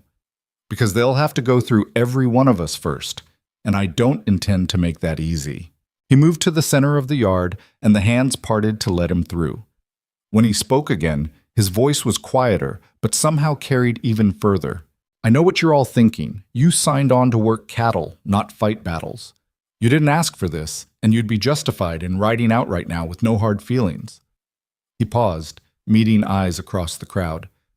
"But if you stay, you need to understand what we're up against. Malric Vane runs an operation that destroys lives. He takes women and children and turns them into property. He's built his wealth on suffering, and he's protected by people who should be stopping him but don't because he pays them to look away. The yard was silent except for the wind moving through the cottonwoods and the distant sound of horses in the corral. What happens here in the next few days isn't just about one woman, Cassian continued. It's about whether men like Vane can do whatever they want without consequences. It's about whether we let fear control us or whether we stand up when it matters. And yeah, it's dangerous. Some of us might die. But I'd rather die fighting for something that matters than live knowing I looked the other way when I could have helped. He let that settle, watching the faces around him processing his words. Then he added, quieter. But like I said, no shame in leaving. I'll pay you what you're owed plus extra for your time. Just make your choice now before the shooting starts. Nobody moved. For a long moment, Cassian thought they'd all bolt, that his speech had accomplished nothing except making them realize how stupid this whole situation was. Then Garrett stepped forward, his scarred face set in hard lines. I'm in, the ex-soldier said simply. Done enough running in my life. Tommy Chen moved next, his young face trying hard to look brave. Me too. Rook saved my life once. Figure I owe him one. Santos spat into the dirt. Already told you, boss. Vane took my niece. Time someone made him pay for it. One by one, the others committed. Not all of them. 3 more decided that survival beat principles and left that night with their wages and Cassian's blessing. But 44 stayed, and that was more than he'd hoped for. When the yard finally cleared and the watch shifts organized themselves, Cassian found Serena still on the porch. She was staring out at the darkening horizon like she could see Vane's approach written in the sunset clouds. You should get some rest, he told her. Tomorrow's going to be hard no matter what happens. I can't sleep. Every time I close my eyes, I see them coming. She turned to look at him, and in the fading light, her face looked younger, more vulnerable. What you said out there, about standing up when it matters, you really believe that? I do. Even if it costs you everything? Especially then, because if I'm not willing to risk what I have for something that matters, then what's the point of having it in the first place? Serena was quiet for a moment, and when she spoke again, her voice was so soft he almost missed it. I don't know how to be worth what you're risking. You don't have to be worth anything. You just have to survive. That's all I've been doing for 3 years. Surviving. I thought if I could just make it through one more day, one more week, eventually something would change. But nothing ever did. Until Rook found me in that canyon. She wrapped her arms around herself against the evening chill. I still don't understand why you're doing this, but I'm starting to believe maybe you actually mean it. I mean it. Then I'm going to do everything I can to make sure you don't regret it. Before Cassian could respond, Rook appeared from somewhere in the gathering darkness, pressing against Serena's leg in that way he had of offering silent comfort. She reached down absently to scratch behind his ears, and the dog's tail wagged once, slowly. They stood there together as full night fell across Mercer Ranch, a wealthy rancher, a runaway girl, and a scarred cattle dog, waiting for violence to find them in the dark. Midnight came and went without incident. Vane's deadline passed into history, and the ranch held its breath waiting for the response. But dawn arrived quiet and cold, nothing moving on the horizon except tumbleweeds and dust devils. The waiting was worse than fighting would have been. Men grew nervous and jumpy, seeing threats in every shadow and reaching for weapons at the slightest sound. Marcus had to break up 2 near fights between hands whose nerves had frayed to breaking. Even the horses sensed the tension, pacing their corrals and nickering anxiously. Serena spent the day in constant motion, refusing to be confined to her room despite Cassian's increasingly frustrated attempts to keep her somewhere safe. She helped Maria in the kitchen, worked with Garrett on defensive positions, and generally made herself useful in ways that kept her hands busy and her mind occupied. That girl's gonna work herself to death before Vane even shows up, Maria observed, watching Serena organize medical supplies in the main house with the systematic efficiency of someone fighting panic through action. Let her, Cassian said tiredly. He hadn't slept in 36 hours, running on coffee and stubborn will. Keeping busy is better than sitting around imagining worst-case scenarios. You could take your own advice, boss. You look like death warmed over. I'll sleep when this is over. If you're still alive. There's that too. The second night was worse than the first. Every sound brought men scrambling to positions, rifles ready, only to discover it was just the wind or a coyote or their own imagination. False alarms wore down the defenders faster than actual combat would have. Each surge of adrenaline followed by the crash that came after. Cassian was making his third patrol around the perimeter when Garrett intercepted him near the eastern fence line. "Boss, we've got a problem." "What kind of problem?" "The waiting kind. Men are starting to think maybe Vane was bluffing, that maybe he's not coming after all. And if they think it's over, they'll let their guard down. Then Vane hits us, and we're not ready." Garrett spat into the dirt. "Seen it happen in the war. Enemy lets you stew in your own nerves for a few days, then attacks when you've convinced yourself it's safe. Works every time. So what do you suggest?" "We go to him, take the fight to Vane before he brings it here." Cassian considered that, seeing the appeal. A strike on Vane's ranch would shift the dynamic completely, put the trafficker on the defensive instead of keeping Mercer Ranch under siege. But it would also mean leaving the property vulnerable and potentially walking into a trap. "I can't risk it," Cassian said finally. "If we move most of our force out for an attack and Vane's actually watching, he could slip past us and hit the ranch while we're gone, including Serena. Then we wait and hope our men don't crack before Vane makes his move. That's about the size of it." They continued the patrol in silence, two men walking through darkness and trying not to think about how many ways this could end badly. The attack came on the third day, just after noon, when the sun was high and hot, and everyone had been awake for too long. Santos spotted them first, riders approaching from the southeast, kicking up dust in a long trail that said they weren't trying to hide their approach. He rang the bell 3 times fast, the signal for hostile contact, and the ranch exploded into activity. Cassian was in the barn checking supplies when the alarm sounded. He grabbed his rifle and ran for the main yard, where Marcus was already organizing the defense. Men poured from bunkhouses and corrals, taking positions behind the barriers they'd spent 3 days building. "How many?" Cassian demanded. "At least 30, Marcus replied, squinting through a spyglass. "Maybe more. They're spreading out. Looks like they're planning to surround us." "Where's Serena?" "Main house. Garrett's with her." That was something, at least. Cassian moved to the front line, where a barricade of overturned wagons and stacked timber provided cover facing the main road. His men were already in position, rifles ready, expressions tight, with the particular fear that came right before violence started. The riders came within 100 yards and stopped, fanning out in a loose semicircle that cut off the southern and eastern approaches. Cassian counted quickly, 32 men, all armed, several of them carrying torches despite the bright afternoon sun. Vane rode at the center of the formation, his gray horse stamping nervously. He was dressed for business again, though he'd traded his expensive suit for something more practical. A rifle rested across his saddle, and his face wore the expression of a man who'd run out of patience for negotiations. "Mercer!" His voice carried across the distance, amplified by rage barely held in check.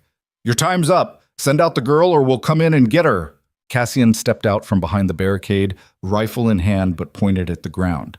Not threatening, but not backing down either. "I told you what would happen if you came back uninvited. Last chance to leave before people start dying. You're outnumbered and outgunned. You think your ranch hands can stand against men who actually know how to fight?" Vane gestured to his riders, several of whom looked like professional enforcers rather than simple ranch workers. "This is your last chance, Mercer. Give me the girl and maybe I'll let you keep your ranch. Otherwise, we burn it all down and take her anyway. Come try 'em." The words hung in the air like a death sentence. Vane's face darkened, and Cassian could see the calculation happening behind his eyes. The trafficker had probably expected fear, maybe a last-minute cave to avoid bloodshed. Instead, he was facing a wealthy rancher who seemed perfectly willing to turn this into a war. "You're making a mistake," Vane said, his voice dropping to something colder, more dangerous. "You have no idea who you're dealing with. The connections I have, the people who owe me favors, don't care." Cassian cut him off. "Last time I'm saying this, get off my land or I'll put you in the ground." For one long moment, everything balanced on a knife's edge. The two groups of men faced each other across 100 yards of dust and scrub, fingers on triggers, waiting for someone to make the choice that would turn this from standoff to slaughter. Then one of Vane's men, young and nervous and probably eager to prove himself, fired his rifle into the air like some kind of signal. Everything went to hell. The Mercer hands opened fire instantly, a ragged volley that ripped through Vane's formation. 2 men went down immediately, one screaming and clutching his leg, the other silent and still. Horses reared and bolted, turning the organized assault into chaos. Vane's men returned fire, bullets slamming into the barricades and kicking up fountains of splinters. Cassian dropped behind cover as a round whined past his head, close enough to feel the displaced air. Around him, his men were working rifles and revolvers with the desperation of people who knew they were fighting for their lives. "Hold the line!" Marcus was shouting, moving behind the barricade and squeezing off shots with the efficiency of someone who'd done this before. "Make every shot count!" Cassian sighted down his rifle at a man trying to flank their position and squeezed the trigger. The recoil kicked against his shoulder, and the man went down hard, his horse continuing without him. No time to think about whether he'd killed someone. Another rider was already taking his place, firing a revolver wildly in their direction. The battle fragmented into individual duels and desperate exchanges. Vane's men had numbers, but the Mercer hands had cover and familiarity with the terrain. The barricades absorbed punishment that would have cut down unprotected defenders, and the overlapping fields of fire that Garrett had planned turned the approach into a killing ground. But Vane's men weren't giving up. They spread out, using their numbers to probe for weaknesses in the defense. A group of 5 riders broke away from the main force, circling toward the eastern fence line where the fortifications were lighter. "Santos!" Cassian shouted. "East side! Don't let them flank us!" The older cowboy was already moving, taking 3 men with him to reinforce that position. They caught the flanking group in a crossfire that emptied 2 saddles immediately. The others retreated, regrouping with the main force. Through the smoke and chaos, Cassian caught glimpses of Vane still on his gray horse, staying back from the fighting, but directing his men with sharp gestures. The trafficker was smart enough not to risk himself in the opening assault, letting his hired guns test the defenses first, which meant this was just the probe. The real attack was still coming. A bullet cracked against the wagon wheel inches from Cassian's head, and he ducked instinctively. When he looked up again, one of Vane's men was charging the barricade on horseback, a torch in one hand and a revolver in the other. The crazy bastard was going to try to jump the barrier and set something on fire from the inside. Cassian tracked him with his rifle, leading the target the way his father had taught him decades ago. He squeezed the trigger just as the horse launched itself over the barricade. The rider jerked backward, the torch flying from his hand to land harmlessly in open dirt. Horse and body crashed down on the wrong side of the barrier, and Tommy Chen was there instantly, making sure the man wouldn't get back up. The exchange of gunfire continued for what felt like hours, but was probably closer to 10 minutes. Casualties mounted on both sides. 3 of Cassian's men were down, 1 clearly dead, and the other 2 wounded badly enough to be out of the fight. Vane had lost at least 6, maybe more. Bodies scattered across the approach like discarded toys. Then, as suddenly as it had started, the shooting stopped. Vane's men pulled back, withdrawing to their original positions but staying mounted and ready. Cassian kept his rifle up, expecting a renewed assault. Instead, Vane rode forward alone, stopping well outside effective rifle range. His gray horse was bleeding from a graze wound, and the trafficker's expensive clothes were dusted with dirt and gun smoke. But his face wore a smile that made Cassian's stomach turn. "Impressive, Mercer. You've got more backbone than I expected." Vane's voice carried across the battlefield, almost cheerful. "But you can't hold out forever.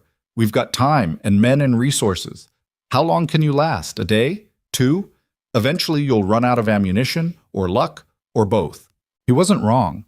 Cassian's men had used a concerning amount of ammunition in that first exchange, and they were already down 3 fighters. If Vane kept probing like this, wearing them down bit by bit, eventually the math would turn against them. "What's your point?" Cassian shouted back. "My point is this. You made your stand, proved you weren't going to roll over. Very noble. But now it's time to be practical." Vane leaned forward in his saddle. "Send out the girl and we'll leave. You can keep your ranch, your men, everything. All it costs you is 1 woman who was never yours to protect in the first place." "Go to hell. Already been there, friend. Wasn't impressed." Vane straightened, his smile fading. "Last chance, Mercer. Give her up or watch everything you've built burn to ash. Those are your only options." Behind the barricade, Cassian could feel his men watching, waiting to see how he'd respond. Some of them were bleeding, 1 was dead. They'd signed on for this fight, but that didn't make it any easier to ask them to keep dying for a principle. Then he heard footsteps behind him, and Serena's voice cut through the smoke and tension like a knife. I'm right here, Vane. Cassian spun around to find her standing on the porch of the main house, rifle in hand and defiance written across her face. Garrett was beside her, looking like he'd tried and failed to keep her inside. Rook stood at her feet, hackles raised. Serena, get back inside. Cassian started toward her, but she shook her head. No more hiding. She looked past him to where Vane sat on his horse, and her voice rang out clear and strong. You want me? Come get me yourself, you coward. Stop sending men to die for you and face me directly. Vane's expression shifted, surprise giving way to something uglier. Careful, girl. You're not in a position to make demands. Neither are you. You thought Cassian would just hand me over to avoid a fight, but he didn't. You thought your men could just ride in here and take whatever they wanted, but they can't. Serena moved down the porch steps, and Cassian noticed her hands were steady on the rifle, despite the fear that had to be screaming through her. You built your whole empire on people being too scared to fight back. Well, I'm done being scared. Brave words from a woman hiding behind hired guns. I'm not hiding. She raised the rifle, sighting down the barrel at Vane. Too far for an accurate shot, but the gesture was clear. And these aren't hired guns. They're people who chose to stand against you because someone finally had the courage to do it. Cassian reached her side, keeping his own rifle ready. This isn't smart, he said quietly. You're making yourself a target. I've been a target for 3 years. At least now I get to shoot back. Vane watched this exchange with narrowed eyes, clearly recalculating. He'd expected a wealthy rancher protecting an asset, maybe using her as leverage or bargaining chip. Instead, he was facing something messier, two people who seemed determined to fight him regardless of the cost. This is your last warning. Vane's voice had lost all pretense of negotiation. You've got until sunset to reconsider. After that, we'll do this the hard way, and I promise you won't like how it ends. He turned his horse and rode back to his men, and together they withdrew down the road. Not retreating, regrouping, planning their next move. The defenders held their positions until Vane's force was completely out of sight. Then the tension broke like a snapped wire, men slumping behind their barricades and breathing hard with the aftermath of adrenaline. Someone was crying. Someone else was throwing up. Tommy Chen was staring at his hands like he couldn't believe what they'd just done. Marcus started organizing immediately, barking orders for the wounded to be moved to the main house, for ammunition to be redistributed, for the dead to be covered with dignity until they could be properly buried. The machine of survival ground forward despite the shock and fear. Cassian turned to Serena, ready to lecture her about staying inside where it was safe, but the words died when he saw her face. She was shaking head to toe, the rifle trembling in her hands, eyes wide with the realization of how close she'd just come to dying. I thought, her voice cracked, I thought if I showed him I wasn't afraid, maybe he'd... You were incredibly brave and incredibly stupid. Cassian gently took the rifle from her before she could accidentally shoot someone. Don't do that again.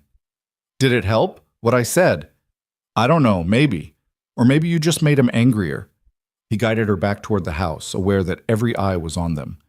Either way, you're not going out there again. That's not negotiable. For once, she didn't argue. Inside the main house, Maria had converted the dining room into a makeshift hospital. 2 men lay on the table, Pete with a bullet through his shoulder, and another hand named Jack who'd taken a round to the gut and probably wouldn't make it through the night. Doc Morrison was already there, having heard the gunfire from his practice in town and ridden out immediately. How bad? Cassian asked, watching the doctor work. Pete will live if infection doesn't set in. Jack... Morrison shook his head. Get him comfortable. That's all we can do. Cassian moved to Jack's side. The wounded man was maybe 30, had worked for the ranch for 2 years, sent money home to his mother in Kansas. He looked up at Cassian with pain-glazed eyes and tried to smile. Did we win, boss? We held them off. You did good, Jack. That girl, worth it? Yeah, she's worth it. Jack nodded like that settled something important. Then his eyes closed and his breathing went shallow. He lasted another hour before slipping away quietly, Maria holding his hand and whispering things that might have been prayers or might have just been comfort. They buried him at sunset in the small cemetery behind the main house, where Cassian's wife and parents already rested. It was a quick service, no time for proper ceremony with Vane's promised assault still hanging over them. The men stood in a rough circle while Marcus said a few words about courage and sacrifice. And then they lowered Jack into the ground and got back to preparing for war. Serena watched from the porch, Rook pressed against her leg. She'd cried through the entire burial, silent tears that she kept wiping away angrily. One man dead because she'd refused to accept what Vane wanted to do to her. One man who'd never see his mother again, never get to go home, never get another chance at anything because he'd stood between her and people who saw her as property. She was still standing there when full dark fell and Cassian found her. "You should eat something," he said. "Maria's got stew inside." "I'm not hungry." "You need to keep your strength up." "For what? So I can watch more people die tomorrow?" She turned to face him, and her expression was haunted. Jack had a mother in Kansas. Pete's got a wife and baby girl in Silver Creek. Tommy's only 22 years old. How many more are going to die before you admit this is insane? "I don't know," Cassian said honestly. "But turning back now won't bring Jack back, won't undo what's already happened. So we just keep going? Keep fighting until everyone's dead?" "We keep going until Vane gives up, or we do. Those are the options." He moved beside her, both of them staring out at the darkness where threats waited. "I won't lie to you, Serena. Tomorrow's going to be worse. Vane's going to come at us with everything he has, and some of us probably won't survive it. Maybe including me." "Don't say that." "Why not? It's true. This isn't some story where the good guys win just because they're good. Sometimes they lose, sometimes they die. But they still have to fight, because the alternative is letting people like Vane do whatever they want without consequences." Serena was quiet for a long moment. Then she said, very softly, "I don't want you to die for me. I know. But I'm not doing this for you anymore. I'm doing it because if I don't, I'll spend the rest of my life knowing I had the power to stop someone like Vane and chose not to because it was dangerous, and I can't live with that." "Even if it kills you?" "Even then."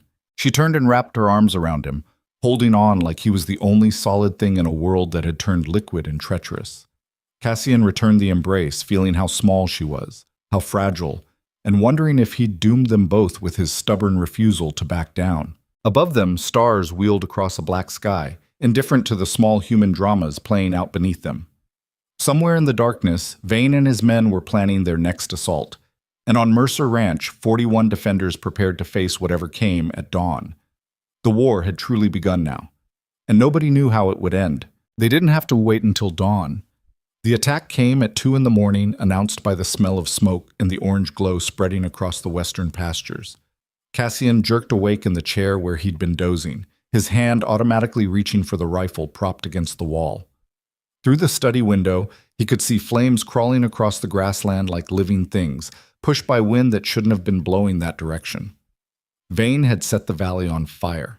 The alarm bell started ringing before Cassian made it downstairs, Marcus's voice cutting through the chaos with orders that barely rose above the roar of panic. Men were scrambling from the bunkhouses, some half-dressed, all of them armed and terrified in equal measure.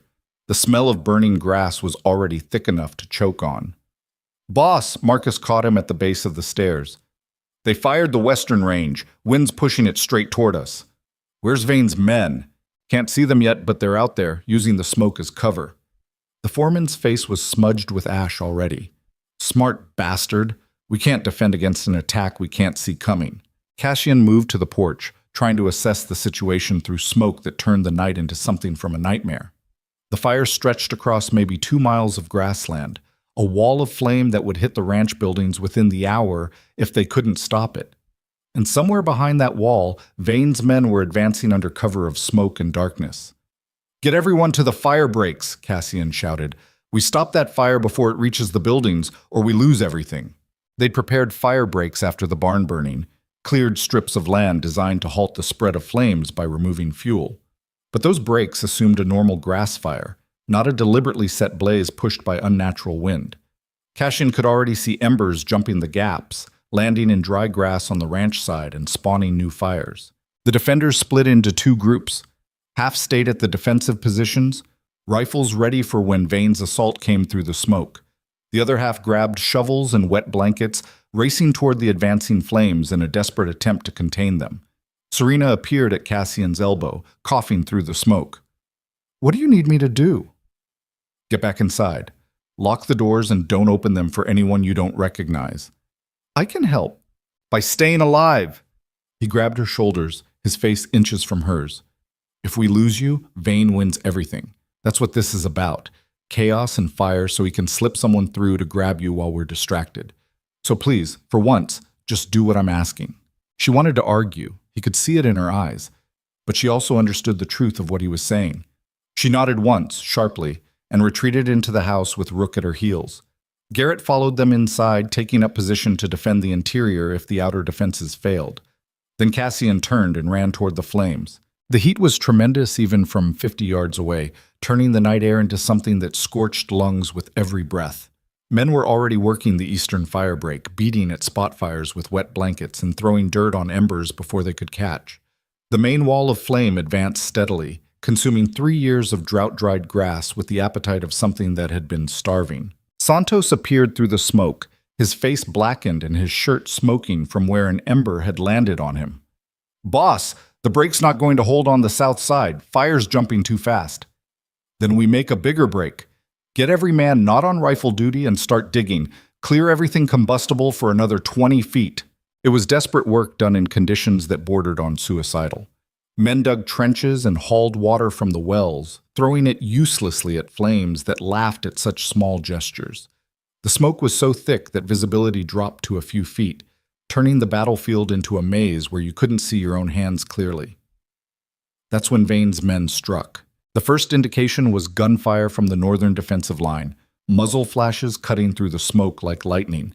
Cassian spun toward the sound, just as Marcus's voice rose in a shout that was half warning, half battle cry. "Contact north! They're coming through!" Cassian ran back toward the barricades, trying to process combat on two fronts simultaneously. The fire continued its advance behind him, but if Vane's men breached the defenses, fire would be the least of their problems. He reached the northern line to find it already locked in desperate fighting. Vane's men were using the smoke perfectly, appearing like ghosts to fire a few shots before vanishing back into the haze. The defenders were shooting at shadows and sounds, wasting ammunition on targets that mostly weren't there. It was guerrilla warfare at its ugliest, designed to sow confusion and fear. Then a group of riders materialized from the smoke at full gallop, charging the barricade in a coordinated assault that spoke of military training. There were maybe 8 of them, firing revolvers and rifles from horseback, screaming like demons. They hit the defensive line like a hammer, jumping barriers and forcing hand-to-hand combat in spaces too close for rifles. Cassian shot the lead rider as he vaulted the barricade, the man's momentum carrying his corpse into Tommy Chen and knocking the young cowboy down.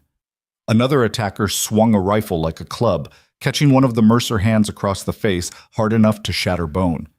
The defender went down and didn't move. Pure chaos for 30 seconds. Men grappling in smoke-choked darkness, knives and gun butts and desperate fists. Cassian blocked a knife thrust aimed at his ribs, twisted the attacker's wrist until something snapped, and shoved him backward into someone else. A gunshot deafened him, muzzle flash burning his vision, and when he could see again there was a body at his feet that might have been friend or enemy. Then Marcus was there with a shotgun, firing both barrels into the mass of attackers at point-blank range. The double blast cleared space instantly, and suddenly the assault broke. The surviving attackers retreated back into the smoke, leaving 4 of their own dead or dying behind the barricade. "Reload!" Marcus was shouting, his voice raw. "Watch for a second wave!" But the second wave didn't come. Instead, more gunfire erupted from the eastern defensive line, then the southern. Vane was hitting them everywhere at once, probing for weaknesses, trying to spread their forces too thin to effectively defend anything. "He's trying to overwhelm us," Tommy shouted, blood streaming from a cut above his eye. "We can't be everywhere." He was right. They were 41 defenders trying to protect a perimeter designed for twice that number, while also fighting a fire that threatened to consume everything regardless of who won the battle. The math was turning against them, exactly as Vane had planned. Cassian made a decision that felt like cutting off his own arm. "Pull back! Everyone fall back to the inner perimeter!" "Boss, if we give up the outer defenses," Marcus started. "We can't hold them! We're spread too thin and that fire's about to hit the buildings anyway!" Cassian fired twice more into the smoke, not sure if he hit anything. "Concentrate everyone around the main house and bunkhouses. Make them fight through hell to reach us." It went against every instinct to give up ground they'd worked so hard to fortify. But fighting for territory they couldn't defend would just get more of his people killed. Better to consolidate, make Vane pay in blood for every foot he advanced, and protect what actually mattered. The withdrawal happened in stages, men pulling back from defensive positions while covering each other's retreat. It was messy and dangerous, the kind of maneuver that could turn into a rout if panic took hold. But Marcus kept them organized, and somehow they made it back to the tighter defensive ring around the core ranch buildings without losing anyone else. The fire reached the outer buildings 10 minutes later. The old storage barn that hadn't burned in the first attack went up like tinder, flames climbing toward the night sky in a pillar of light and heat. One of the equipment sheds followed, then another barn they'd been using for hay storage. The explosions when the stored fuel caught threw burning debris in all directions, starting new fires that threatened the main structures. Wet down the roofs! Cassian was everywhere at once, directing men to soak the remaining buildings with well water while others maintained defensive positions. Don't let those embers catch! It became a surreal dance of fire and violence, men switching between fighting flames and fighting Vane's assaults without pause. The attackers kept coming in small groups, hitting hard and fast before withdrawing, never giving the defenders a moment to rest or organize. It was exhausting warfare designed to break them through attrition rather than direct confrontation. Somewhere around 4 a.m, during a brief lull in the attacks, Cassian found himself standing in front of the main house with Santos. Both men were covered in soot and ash, their clothes scorched, hands blistered from fire and fighting. The older cowboy was bleeding from a shallow cut across his forearm, though he didn't seem to notice. "We can't keep this up much longer," Santos said quietly. "Men are exhausted. We're running low on ammunition, and that fire's still burning." "I know." "So what's the plan, boss? Because right now it feels like we're just waiting to die." Cassian didn't have a good answer.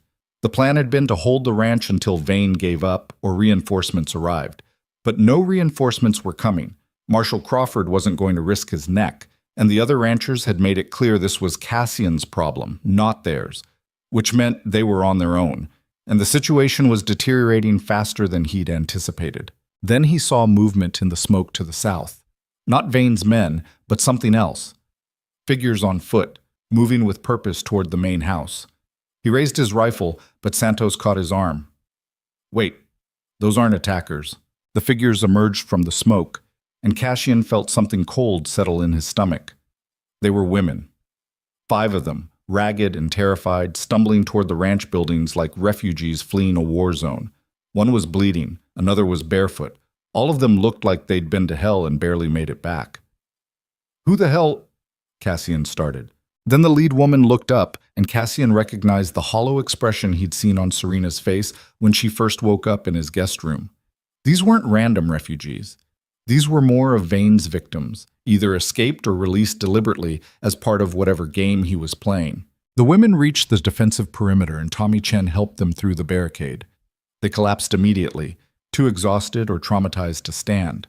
Maria appeared from somewhere, taking charge with the efficiency of someone who'd seen too much suffering to be shocked by more of it. "What happened?" Maria asked the lead woman gently. "Where did you come from?" "Vane's camp." The woman's voice was hoarse, damaged. "He let us go. Said to tell Mercer that he'll keep sending us one by one until he gets back what's his." "He's using them as distractions," Santos said grimly. "While we're dealing with refugees, his men can move into position." He was right. Even now, Cassian could see more figures moving in the smoke. These ones carrying rifles and moving with the careful precision of trained fighters. Vane had bought himself cover using women he'd kept as prisoners, and there wasn't a damn thing Cassian could do about it except watch his defensive perimeter collapse. "Get them inside," Cassian ordered. "Maria, take them to the kitchen. Give them water and whatever else they need." "Boss, this could be a trick," Marcus warned. "They could be working with Vane." "Look at them, Marcus. They're half dead." Cassian watched as Maria helped the women toward the house. Vane's evil, not stupid. He wouldn't waste assets this damaged on a trick when he could just attack directly. But doubt gnawed at him anyway. What if one of them was carrying a weapon? What if they'd been sent to open the doors from inside while everyone was distracted? There were too many variables, too many ways this could go catastrophically wrong. The attack resumed before he could process further. This time it came from all sides simultaneously, a coordinated assault that suggested Vane had finally committed everything he had. Gunfire erupted from 3 directions, and suddenly the inner perimeter was under siege from forces that outnumbered them 2-1. Cassian found himself fighting alongside men whose names he barely knew, all of them united by the desperate knowledge that losing meant death. A bullet cracked past his head close enough to part his hair. He returned fire blindly into the smoke, heard someone scream, couldn't tell if it was friend or enemy. The defensive line bent under the assault, but somehow held. Men he'd written off as soft ranch workers fought like cornered animals, discovering reserves of courage they probably didn't know they possessed. Tommy Chen took a bullet through his leg, but kept firing from behind the barricade, his face twisted with pain and determination. Santos ran out of rifle ammunition and switched to a revolver, making every shot count with the precision of someone who'd grown up in harder times than these. And through it all, the fire continued burning, consuming the western range and advancing steadily toward what remained of the ranch buildings. They were caught between flames and violence, with no good options and time running out. Then Cassian heard something that made his blood freeze, Rook barking from inside the main house. Not his normal alert bark, but something frantic, terrified. The sound of a dog who'd found an intruder. "The house!" Cassian spun away from the defensive line. "Vane's inside!" He didn't wait for backup, just ran toward the main entrance with his rifle up and his heart hammering. The door was still locked from the inside. How had someone gotten through? Unless one of those refugee women had opened it, either through coercion or because she was working with Vane after all. Cassian kicked the door open and plunged into smoke-filled darkness. The interior of the house was chaos, furniture overturned, the smell of gunpowder mixing with smoke from outside. Rook's barking came from upstairs, mixed with the sound of breaking glass and a woman's scream. Serena. He took the stairs 3 at a time, emerging into the second-floor hallway just as a man came crashing through one of the bedroom doors. The man was big, heavily armed, and moving with purpose toward the room where Serena had been staying. Garrett appeared behind him, blood streaming from a head wound, trying desperately to stop the intruder before he reached his target. Cassian didn't hesitate. He fired his rifle from the hip, the shot going wild but close enough to make the intruder dive for cover. That gave Garrett time to tackle him, and suddenly both men were grappling on the floor in a tangle of limbs and violence. More footsteps on the stairs behind Cassian. He spun, rifle empty, reaching for his revolver. 2 more of Vane's men were coming up fast, and there was no time to reload. He fired the revolver twice, hitting one in the shoulder and missing the other completely. The uninjured man returned fire, and Cassian felt something hot tear across his ribs. He stumbled backward, crashed into the wall, kept firing. The wounded man went down. The other one was still coming, and Cassian's revolver clicked empty. He threw it at the attacker's face in a last desperate gesture, then braced himself for the bullet that would end this. The shot came, but not from the direction he expected. Serena stood at the end of the hallway, the rifle Garrett had given her smoking in her hands. The attacking man looked down at the spreading red stain on his chest with an expression of dumb surprise, then collapsed like a puppet with cut strings. For one frozen moment, Cassian and Serena just stared at each other across the hallway, filled with smoke and bodies.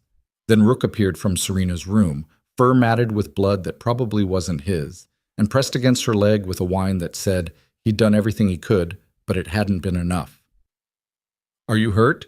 Cassian managed, pressing one hand against the wound in his ribs. "No, you are." She was moving toward him, the rifle forgotten. "We need to—" The window behind her exploded inward in a shower of glass. A man came through it, using a rope to swing from the roof, and before anyone could react, he had his arm around Serena's throat and a knife pressed to her ribs. Malric Vane had finally decided to handle this personally. He looked nothing like the polished businessman who'd ridden up to the ranch days ago. His expensive clothes were torn and stained, his face smudged with soot, and there was a wildness in his eyes that suggested he'd moved beyond rational calculation into something more dangerous. A man who'd been humiliated and was now willing to burn everything down rather than admit defeat. "Drop the gun, Mercer," Vane said calmly, the knife point dimpling Serena's skin.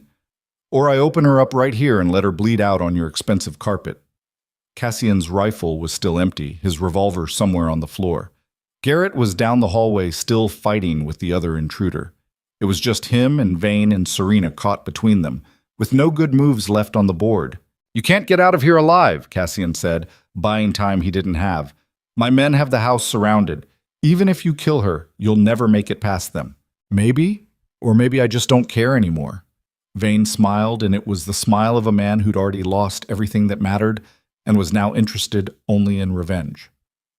You humiliated me, Mercer. Cost me men, money, reputation. Everyone's going to hear about how some rich rancher stood up to me, and I couldn't do anything about it. That's bad for business. So leave. Take your remaining men and go. I won't follow. No, I don't think so. Vane pressed the knife harder, and Serena gasped as it drew blood. I think instead I'll make an example. Show everyone what happens when you interfere in my operations, starting with this girl who thinks she's worth all this trouble. She is worth it, Cassian said quietly. That's what you've never understood. She's not property or leverage or a business asset. She's a human being who deserves to be free, and I'll die before I let you take that from her. How noble. But you know what? I think you're going to die anyway. Vane shifted the knife, preparing to drive it home. Serena closed her eyes, and Cassian knew with absolute certainty that he was about to watch her die, and there was nothing he could do to stop it. Then Rook launched himself at Vane's leg with a snarl that was pure fury. The dog hit like a cannonball, 70 pounds of scarred muscle and protective rage. His teeth found flesh and bone, and Vane screamed, his grip on Serena loosening just enough for her to tear herself free. She dove to the side as the knife slashed through empty air where she'd been standing. Cassian was already moving. He closed the distance in 2 strides, catching Vane's knife hand before the man could recover. They grappled for control, crashing into the wall hard enough to crack plaster. Vane was strong and desperate, fighting with the fury of someone who'd lost everything. But Cassian was fighting for something that mattered more than pride or money or reputation. He was fighting for people who'd trusted him to keep them safe. The knife clattered to the floor. Cassian drove his fist into Vane's face once, twice, feeling cartilage crunch. The trafficker stumbled backward, blood pouring from his ruined nose, still trying to reach for the gun at his belt. Cassian kicked his legs out from under him, and Vane went down hard. "It's over," Cassian said, breathing hard. "You lost." Vane looked up at him with hatred that could burn steel. "This isn't over. I've got connections, lawyers, people who owe me favors. I'll destroy you for this. You'll shut up," Serena said quietly. She'd retrieved the rifle, and now she pointed it at Vane with hands that were rock steady, despite everything she'd been through. The man who'd kept her prisoner for 3 years, who'd treated her as property, who'd tried to kill her and everyone who'd protected her. She had him in her sights with a loaded weapon and justification to end him. "Serena," Cassian said carefully, "you don't have to, I know." Her voice was eerily calm. "I could kill him right now, and nobody would blame me. After everything he's done, everything he's taken from people, it would be justice." "It would," Cassian agreed, "but it would also change you. Killing someone in a fight is one thing. Executing them when they're helpless is something else. I know that too." She stared down at Vane, who was watching her with fear finally showing through his arrogance. "But I want him to understand something first. I want him to know that he doesn't own me, that he never did, that every girl he's taken, every life he's destroyed, were human beings, not property. And someday, somehow, people like him will pay for what they've done." She lowered the rifle slightly, and Vane's expression shifted toward relief. Then Serena smiled, cold and empty. "But that someday doesn't have to be later." She raised the rifle again, and Cassian saw her finger tighten on the trigger. In that moment, he knew she was going to shoot, knew she'd crossed whatever internal line separated victim from executioner, and he understood it, even if he couldn't condone it. The shot echoed through the hallway, deafening in the enclosed space. Vane jerked backward, a red flower blooming on his chest. He looked down at the wound with an expression of genuine surprise, like he couldn't believe this was actually happening. Then he toppled sideways and lay still, blood spreading beneath him in a dark pool. Serena lowered the rifle slowly, her face empty of expression. "He was reaching for his gun," she said flatly. "I saw him going for it. It was self-defense." Cassian looked at Vane's body. The man's hand was nowhere near his holster, but Garrett, who'd finally subdued the other intruder and now stood at the end of the hallway, nodded slowly. "That's what I saw too," the ex-soldier said. "Man went for his weapon. Miss Vale defended herself. Clean shoot." Marcus appeared at the base of the stairs, his face drawn with exhaustion. "Boss, Vane's men are pulling back. Fight's over. We won. Did we? Cassian looked at the bodies scattered through his home, thought about Jack buried in the cemetery, and the other casualties from the past few hours. Thought about the fires still burning outside and the ranch that would take months to rebuild. What did we win exactly? We won her freedom, Marcus said simply, nodding toward Serena. We won the right to say no to men like Vane, and we survived when he thought we wouldn't. That's worth something. Maybe it was. Cassian wasn't sure anymore. He was too tired, too hurt, too overwhelmed by everything that had happened. But when he looked at Serena standing there with the rifle and the weight of what she'd just done settling across her shoulders, he saw something he hadn't seen before. Not a victim anymore. Not property, or leverage, or someone who needed constant protection. Just a woman who'd fought like hell for her own survival and won, even if that victory came with costs she'd carry forever. You okay? He asked her quietly. No. She set the rifle down carefully, like she was afraid it might go off again. But I will be. Someday. Maybe. Rook pressed against her leg, whining softly. She reached down to pet him, and Cassian saw her hands were shaking now that the adrenaline was wearing off. Delayed reaction setting in, the reality of killing someone catching up with her. We need to secure the area, Garrett said, professional as always. Make sure Vane's men are actually gone and not just regrouping, and we've got wounded who need attention. Do it, Cassian said. Then to Serena, come on, let's get you cleaned up. They left the dead where they lay, there'd be time for cleanup later, and made their way downstairs. The main floor of the house looked like a war zone, which it essentially was. Furniture destroyed, bullet holes in the walls, blood staining the expensive carpet. The wealth Cassian had accumulated over the years, all of it damaged or destroyed in a single night of violence. He found he didn't care much. Outside, dawn was breaking over a transformed landscape. The western range was blackened ash as far as the eye could see. Smoke still rising from embers that would smolder for days. 3 of the outer buildings were complete losses. The fences were destroyed in multiple places, and scattered across the approaches to the ranch were bodies. Vane's men who hadn't survived the assault, laid out like grim markers of how close they'd come to losing everything. But the main house still stood. The core buildings were intact, and when Cassian looked around at his men, exhausted, wounded, but alive, he saw something he hadn't expected: pride. They'd faced impossible odds against a numerically superior force with better resources and tactical position. They'd fought fire and bullets simultaneously. They'd been pushed to the absolute limit of what human beings could endure. And they'd won. "Boss!" Tommy was limping toward him, his wounded leg wrapped in bandages. "Santos found something you need to see." Cassian followed him to the northern defensive line, where Santos stood with 3 of Vane's surviving men. They were disarmed and restrained, kneeling in the dirt with Marcus's shotgun pointed at their backs. They looked terrified, and they should. Mercy wasn't guaranteed after a fight like this. "These boys want to talk," Santos said. "Got some interesting things to say about Vane's operation." Cassian studied the prisoners. Young men, probably desperate for money and not thinking too hard about what they were doing to earn it. The kind of people Vane recruited because they were expendable and wouldn't ask difficult questions. "Talk," Cassian said flatly. The oldest of the 3, maybe 25, swallowed hard. Vane had camps. 4 of them scattered across the territory, places where he kept girls before shipping them out. "We can tell you where they are. Help you free whoever's still there. In exchange for what? You let us go. Don't turn us over to the law. Don't shoot us.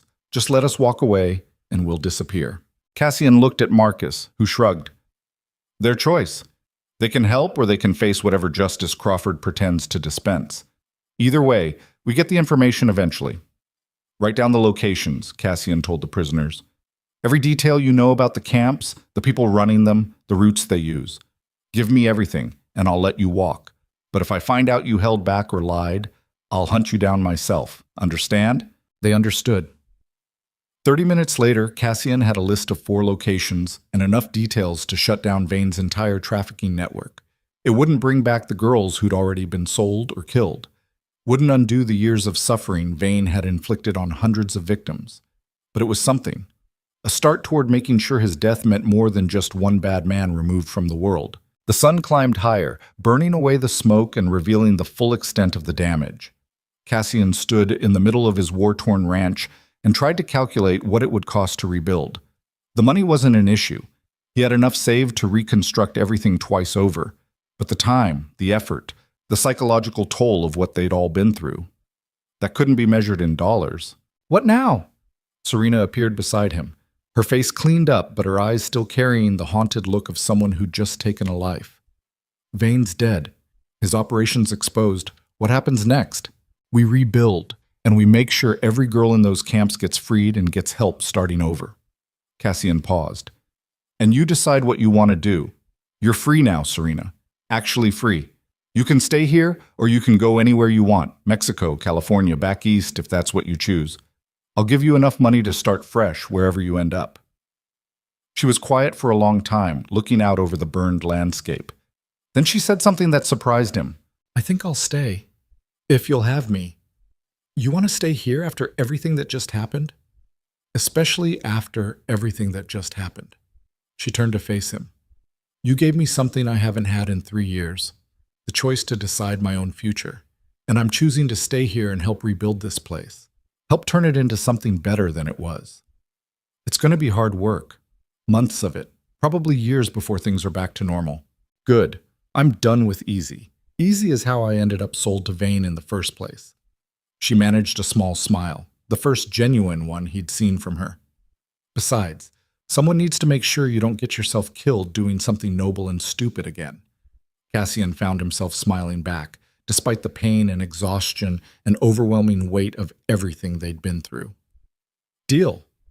But I'm putting you on payroll. You work here, you get paid like everyone else. Fine. But I want Rook's salary too. He did most of the actual work. They stood there together as the sun rose higher. Two damaged people who'd somehow survived hell and come out the other side, changed but not broken. Around them, the ranch began the slow process of recovery. Men clearing debris, tending wounded, putting out the last of the fires. It would take time. There would be more challenges, more threats, more moments where everything felt hopeless. But they'd faced the worst and survived. And that, Cassian thought, was worth more than all the wealth he'd accumulated over a lifetime of building his empire. Spring came to Mercer Ranch 6 months after the smoke cleared, and with it arrived changes nobody had predicted. The burned western range had regenerated with the first rains. New grass pushing through blackened soil in a stubborn statement about survival that felt appropriate. The destroyed buildings had been rebuilt, not exactly as they were, but different, better in some ways. The scars remained visible if you knew where to look, but they'd become part of the landscape now rather than open wounds. Cassian stood on the rebuilt porch of the main house, watching the morning operations with a cup of coffee that had gone cold while he wasn't paying attention. The ranch looked nothing like it had before Vane's assault, and that was by design. Where there had once been just cattle operations and hired hands, now there were families. The 5 women who'd stumbled out of the smoke during the battle had stayed, and they'd brought others. Word had spread through the underground networks that existed among Vane's victims, whispered conversations about a ranch where you could find safety, where a wealthy rancher asked no questions and expected nothing in return except honest work if you were capable of it. They'd arrived in groups of 2 and 3 over the months that followed. Women who'd escaped similar situations to Serena's. A widow with 2 children who'd lost everything when her husband died and creditors came calling. An older woman who'd worked as a cook in one of Vane's camps and helped a dozen girls escape before fleeing herself. Even a few men, drifters who'd been pressed into working for trafficking operations and wanted to make amends for what they'd been part of. The ranch had absorbed them all, transforming from a cattle empire into something that resembled a community more than a business. You look like you're thinking too hard again, Serena said, appearing beside him with her own coffee. She'd changed over the 6 months too, filled out from regular meals, her face no longer carrying the gaunt desperation of someone constantly prepared to run. She wore working clothes that actually fit her now, and a revolver rested comfortably at her hip like it belonged there. Just calculating costs, Cassian admitted, feeding and housing 63 people instead of 47, the additional supply runs, the expansion of the bunkhouses. And we're still profitable, barely, but I'm not doing this for profit anymore. Serena smiled, the expression coming easier to her these days. The great Cassian Mercer, Cattle baron turned reluctant humanitarian. Never thought I'd see it. Neither did I. He took a sip of the cold coffee, grimaced, and dumped it over the porch rail. Marcus thinks I've lost my mind, says we're one bad season away from bankruptcy if I keep taking in every stray that shows up. Marcus has been saying that for 4 months, and we're still here. True, but he's not wrong about the risk. They stood in comfortable silence, watching Tommy Chen teach a group of children how to ride. The young cowboy had recovered from his leg wound and discovered he had a talent for working with kids, probably because he was barely older than a kid himself. His patience was infinite, his instructions clear, and the children adored him. Have you thought about what we discussed? Serena asked after a moment, her tone carefully casual. Cassian knew what she was referring to. They'd been having the same conversation for weeks now, circling around it without committing. About formalizing this? Making it official? A sanctuary. Not just a ranch that happens to help people, but an actual organization dedicated to it. She turned to face him fully. We've already got the infrastructure. We're already doing the work. Why not make it permanent? Because permanent means responsibility. Means we can't just close the doors if things get too difficult or dangerous. When has anything about this place ever been safe? She had a point. Cassian, we've freed 42 women from those camps you raided. 42 people who would still be trapped in that hell if you hadn't used the information Vane's men gave you. And now they're here, building new lives, and more keep coming. This is bigger than just cattle and profit. I know. He did know. Had known since the first group of refugees arrived, and he'd realized he couldn't turn them away even if he'd wanted to. I'm just not sure I'm the right person to run something like this. I'm a rancher, not a whatever this requires. You're someone who cares enough to try. That's more than most people can say. Serena's voice softened. And you're not doing it alone. I'm here. Marcus is here. Maria, Santos, Garrett, Tommy, everyone who fought beside you is still here because they believe in what we're building. Before Cassian could respond, Marcus appeared around the corner of the house, his weathered face set in the expression that usually meant problems. Boss, we've got visitors, 4 riders coming up from the south. Cassian felt old instincts kick in immediately, his hand moving toward the rifle he'd started keeping by the door after the battle. Armed? Can't tell yet. They're still a ways out, but they're flying a white flag. That was unusual enough to be concerning. Cassian grabbed the rifle anyway and moved to meet whoever was coming, with Serena and Marcus flanking him. By the time they reached the main gate, Santos and Garrett had already taken up defensive positions, and several other hands were casually positioning themselves where they'd have clear shots if this turned hostile. The riders approached slowly, the white cloth tied to one man's rifle visible even through the dust. As they got closer, Cassian recognized the lead rider and felt his stomach drop. Marshal William Crawford, looking even more tired and worn than the last time Cassian had seen him. The 3 men with him wore badges too, deputies or federal marshals, hard to tell at this distance. Mercer, Crawford called out when they were within speaking range. We need to talk. Can we approach?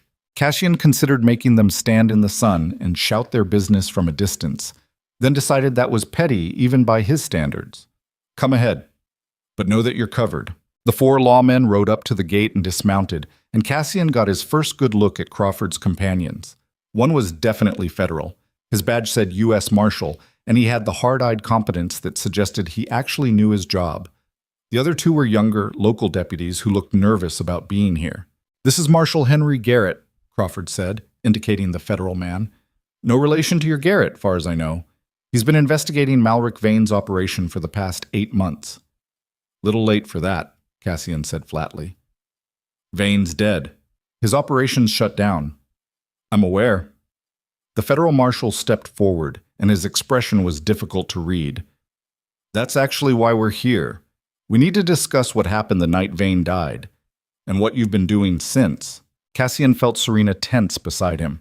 They'd discussed this possibility, that eventually someone would come asking difficult questions about the battle, about Vane's death, about how a civilian rancher had managed to destroy a trafficking network that federal authorities had been unable to touch. We defended our property against an armed assault, Cassian said carefully. Everything we did was legal self-defense. That's one interpretation, Marshal Garrett agreed. The other interpretation is that you conducted an unauthorized military operation, killed a dozen men, and then raided 4 separate locations across 3 counties without legal authority. Those locations were holding kidnapped women. I freed them. With what authority? Basic human decency. You should try it sometime. Crawford winced, but Marshal Garrett just smiled slightly. I'm not here to arrest you, Mercer. If I was, I would have brought more men. I'm here because what you did, however illegal it might technically have been, accomplished more in 6 months than my investigation had managed in 8. And I want to know how. That wasn't what Cassian had expected. He exchanged glances with Marcus, who shrugged in his typical way that meant proceed with caution. Come inside, Cassian said finally. We'll talk where it's cooler. They gathered in the main house study, which had been repaired after the battle, but still showed scars in the plaster where bullets had impacted. Maria brought coffee and then stationed herself by the door in case these lawmen needed to be thrown out, which Cassian appreciated. Serena sat beside him, and he noticed she'd positioned herself where she could reach the rifle leaning against his desk if necessary. Marshal Garrett accepted the coffee and took a long drink before speaking. I've been tracking Vane's organization since last spring. Had testimonies from 3 victims who managed to escape, documentation of at least 40 women who disappeared through his network, even some financial records showing suspicious transactions. But I couldn't get enough concrete evidence to move against him officially. Why not? Serena asked, her voice hard. You had victims willing to testify. What more did you need? I needed evidence that would hold up in a court where Vane had bought the judge, the prosecutor, and half the jury. I needed to build a case so airtight that his money couldn't crack it. Garrett set down his coffee cup. I was maybe 3 months away from having that when you killed him. He died in self-defense during an assault on my property, Cassian said, with multiple witnesses. I know, I read the reports, talked to some of those witnesses too. Garrett leaned forward. Here's my problem, Mercer. Vane's death created a power vacuum. His network is collapsing, which is good, but it's also scattering his people to the wind. Associates I'd been tracking have disappeared. Evidence has been destroyed. And the trafficking business he ran, that doesn't just stop because one man dies. Someone else will try to fill that gap eventually. So what do you want from me? Information. Names of Vane's associates that you might have learned during your raids. Details about how his operation worked. Anything that can help me shut down what's left of the network before someone else takes it over. Garrett paused. And I want to discuss what you're doing here. This sanctuary you're building. Serena stiffened, but Cassian put a hand on her arm. It's not a sanctuary. It's a working ranch that happens to offer shelter to people who need it. Don't play semantic games with me. I know what you're doing, and I'm not here to stop you. The marshal's expression softened slightly. What you've built here, it's exactly what victims of trafficking need. Somewhere safe to recover, away from the people hunting them. The federal government has programs for this, but they're underfunded and overwhelmed. What you're doing fills a gap we can't. So you want a what? Give me a medal? Cassian couldn't keep the skepticism out of his voice. I want to work with you, officially. Garrett pulled out a folded document from his jacket. This is a provisional license to operate as a protected sanctuary under federal authority. It would give you legal cover for housing refugees and victims, access to some federal funding, and protection from local authorities who might object to what you're doing. Cassian stared at the document like it might explode. In exchange for what? Information sharing. If you learn something about trafficking operations, you pass it to me. If I rescue someone who needs a safe place to recover, I send them here. We coordinate instead of working at cross purposes. Garrett slid the paper across the desk. And you stop conducting unauthorized raids. That part's not negotiable. You want to help? You do it legally from now on. The room fell silent. Cassian picked up the document and scanned it, looking for the trap he knew had to be hidden in the bureaucratic language. But on the surface, it seemed legitimate. Official federal recognition of what they were already doing, with the resources and protection that came with it. I need time to think about this, Cassian said finally. Take a week. But understand, Mercer, what you're doing here has attracted attention. Not all of it friendly. If you're going to continue, you need to be smart about it. That means working within the system, not around it. After the marshals left, Cassian sat in his study, staring at the document, while Serena paced and Marcus stood by the window watching the lawmen ride away. Could be a trap, Marcus said eventually. Get you officially registered, then use that to control what you do and who you help. Could be genuine, Serena countered. Federal resources would let us help more people. And legal protection means Vane's former associates can't come after us without facing federal charges. It also means oversight. Means we can't just do what needs doing without asking permission first. Marcus turned from the window. That bother anyone else? It bothered Cassian. He'd spent 6 months operating outside the system specifically because the system had failed people like Serena. Now that same system was offering to legitimize what he'd built, but at the cost of autonomy and the ability to act quickly when action was needed. What do you think? He asked Serena. She stopped pacing and looked at him directly. I think we're already doing this work whether it's official or not. Having federal backing would let us do more of it, help more people. But it also puts a target on our backs. Makes us visible to people who'd rather this kind of sanctuary didn't exist. We already have a target on our backs. Half the territory knows what happened here. True, but there's a difference between being known and being officially sanctioned. She moved to the desk, picking up the document. 6 months ago, I would have told you to burn this and keep operating in the shadows. But I've learned something since then. Sometimes you have to work within broken systems to change them. And maybe that starts with accepting help when it's offered, even if it comes with strings. That's very mature of you, Cassian said, and was rewarded with her throwing a pen at his head. I'm being serious. This is bigger than just us now. Look out that window. We've got 63 people depending on this place for safety and stability. Can we really afford to turn down resources that would help them? She had a point, which annoyed him. Cassian looked at Marcus, who shrugged. Your ranch, boss. Your choice. But for what it's worth, I think the girl's right. We're too visible to keep operating like lone wolves. Might as well get something out of being legitimate. 3 days later, Cassian rode to Silver Creek with Serena and signed the documents making Mercer Ranch an officially recognized sanctuary under federal protection. Marshal Garrett witnessed the signatures and handed over the first installment of federal funding, enough to properly expand the facilities and hire additional staff. You're doing good work, Mercer, Garrett said as they concluded the business. More than you probably realize. I'm doing what anyone should do when they have the means to help. Except most people don't. Most people with your wealth and influence find ways to ignore problems that don't affect them directly. The marshal shook his hand firmly. Don't prove me wrong about you. I'll try not to. The changes came gradually after that. The ranch expanded, adding proper housing for families and a small school where the children could learn reading and arithmetic from one of the women who'd been a teacher before Vane's network destroyed her life. They hired a doctor to visit weekly, checking on the physical and mental health of the refugees. Maria trained several women in cooking and household management, giving them skills they could use to support themselves eventually. But the biggest change was harder to quantify. It was the way people stopped looking over their shoulders constantly, the way children started playing without that edge of fear, the way laughter became a common sound instead of something rare and precious. The ranch was becoming what Serena had envisioned, a real sanctuary where people could heal and rebuild. Not everyone made it. Some refugees stayed just long enough to recover before moving on, eager to put distance between themselves and the memories this place carried. A few couldn't shake the trauma of what they'd survived and left seeking treatment or support the ranch couldn't provide. One woman took her own life in the early spring, and they buried her beside Jack in the cemetery, another casualty of Vane's cruelty, even months after his death. Those failures haunted Cassian in ways that success never could.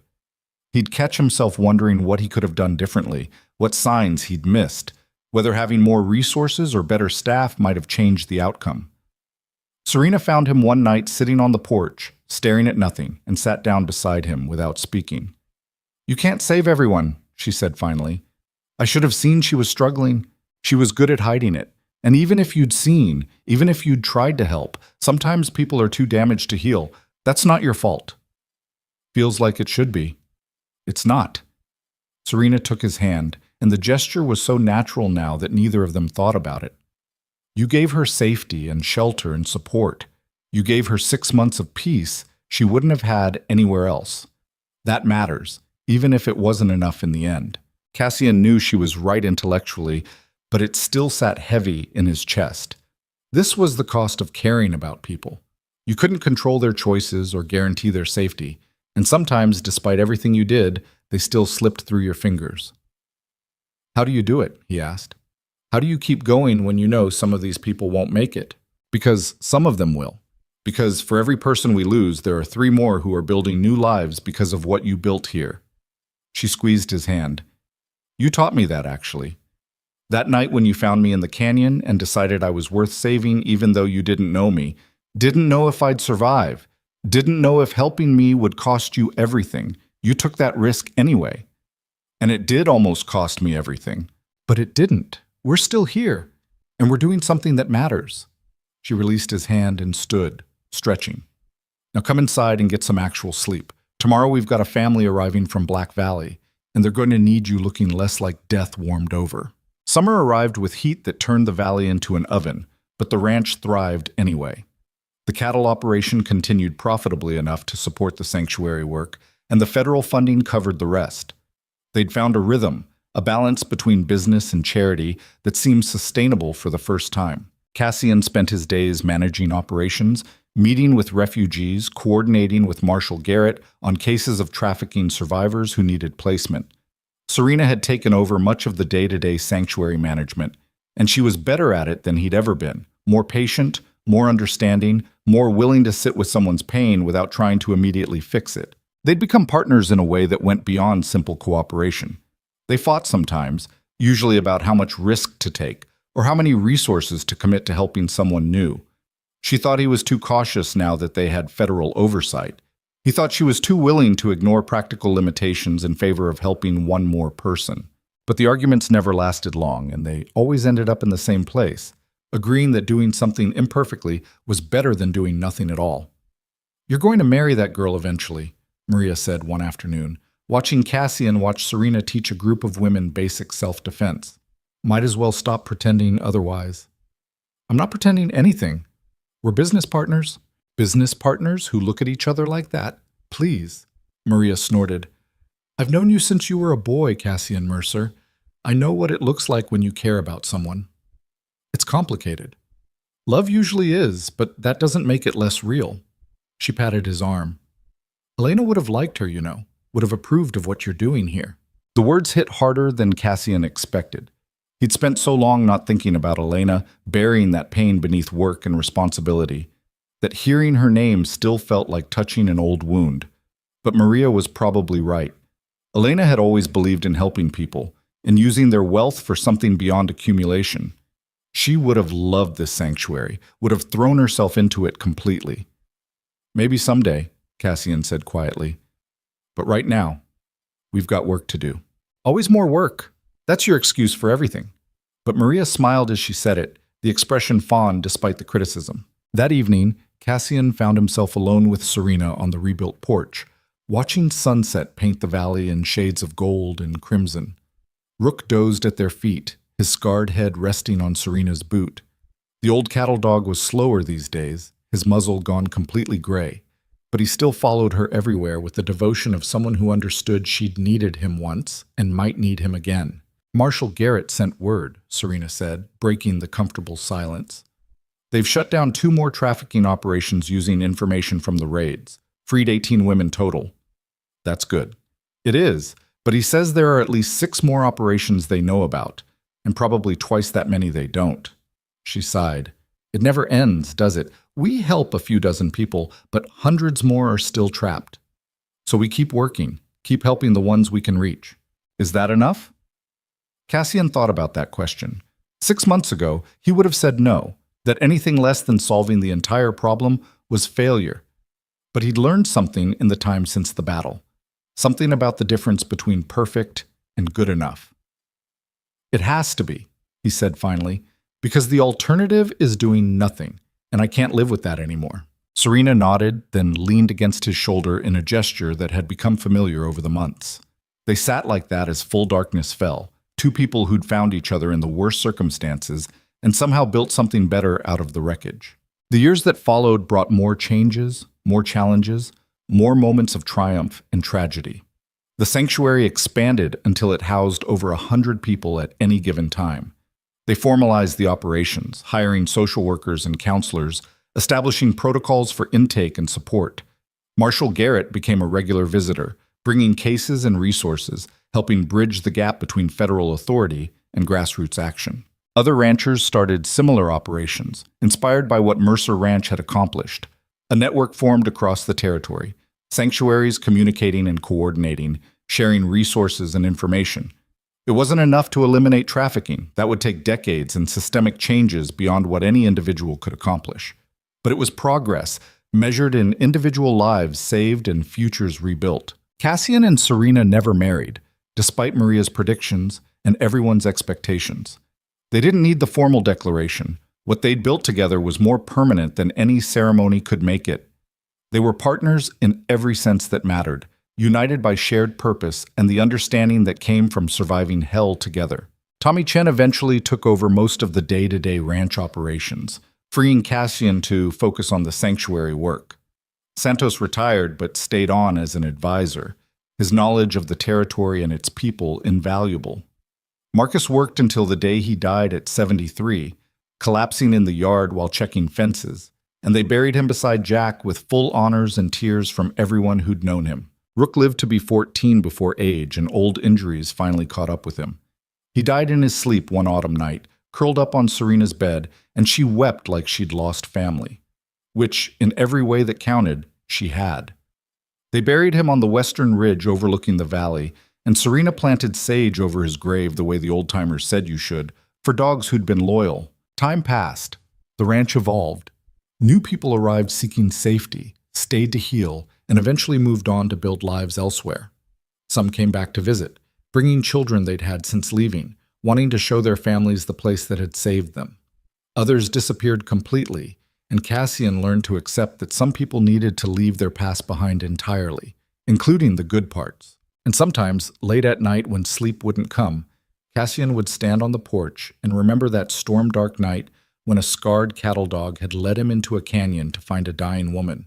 He'd think about all the choices that followed, the decision to help her, to fight for her, to risk everything for someone he barely knew. He'd never regretted it, not once. Even when it nearly cost him his ranch, his life, everything he'd built. Because what he'd gained was worth more than wealth or safety or the comfortable isolation he'd wrapped himself in for years. He'd gained purpose, community, the knowledge that his life meant something beyond profit margins and property lines. And he'd learned that sometimes the right choice was also the hardest one, but you made it anyway because the alternative was betraying everything you believed about what it meant to be human. Serena found him on the porch during one of these late-night reflections, 2 decades after that first meeting in the canyon. She was 50 now, her hair starting to gray at the temples, her face carrying the lines that came from years of hard work and harder choices. But her eyes were clear and calm in a way they never had been in those early days. "Can't sleep?" she asked, joining him at the rail. "Just thinking." About how one decision can change everything, how finding you in that canyon led to all of this. He gestured at the ranch spread out below them, lights glowing in windows where families slept safely. "Sometimes I wonder what would have happened if Rook hadn't caught your scent that day. If I'd stayed at the ranch instead of following him. I'd be dead. And you'd still be alone in that big house, rich and miserable and wondering if any of it mattered." Serena smiled. "But he did find me. And you did follow. And everything that came after, the good and the bad, that's the life we built from that choice." "No regrets?" "A few. But none of them are about surviving. None of them are about this place or what we've done here." She took his hand, and the gesture was as natural as breathing after 20 years. "We saved each other that night in the canyon, Cassian. You just happened to be the one conscious enough to realize it first." They stood together in the darkness, 2 people who'd been broken and rebuilt, who'd fought wars and found peace, who'd learned that redemption wasn't a destination, but a choice you made every day to try to be better than you were yesterday. Strangers still came to the Western Ridge sometimes, drawn by stories they'd heard about Mercer Ranch. They'd stand by the sage-covered grave looking out over the valley, and they'd repeat the legend that had grown over the years, about a wealthy cattle baron who'd ruled with silence and gold until his dog found a dying girl in the dust. And together they'd built something stronger than fear, more valuable than wealth, more permanent than any empire raised on money alone. The story changed with each telling, as stories do, but the core remained true. That courage sometimes looks like a scarred dog refusing to leave someone dying in a canyon. That strength sometimes means risking everything for someone you barely know. And that the best things humans build aren't made of wood or stone or gold. but of the choice to help when helping is hard, to stand when standing costs everything, to believe that one person's survival matters enough to bet your entire life on it. That was the legacy of Mercer Ranch, not cattle or land or buildings that would eventually crumble to dust, but the lives saved, the hope restored, the message sent that some things were worth fighting for even when the odds said you'd lose. And in the end, that turned out to be worth more than Cassian had ever imagined that night when a dog led him into a storm to find a woman who would change everything.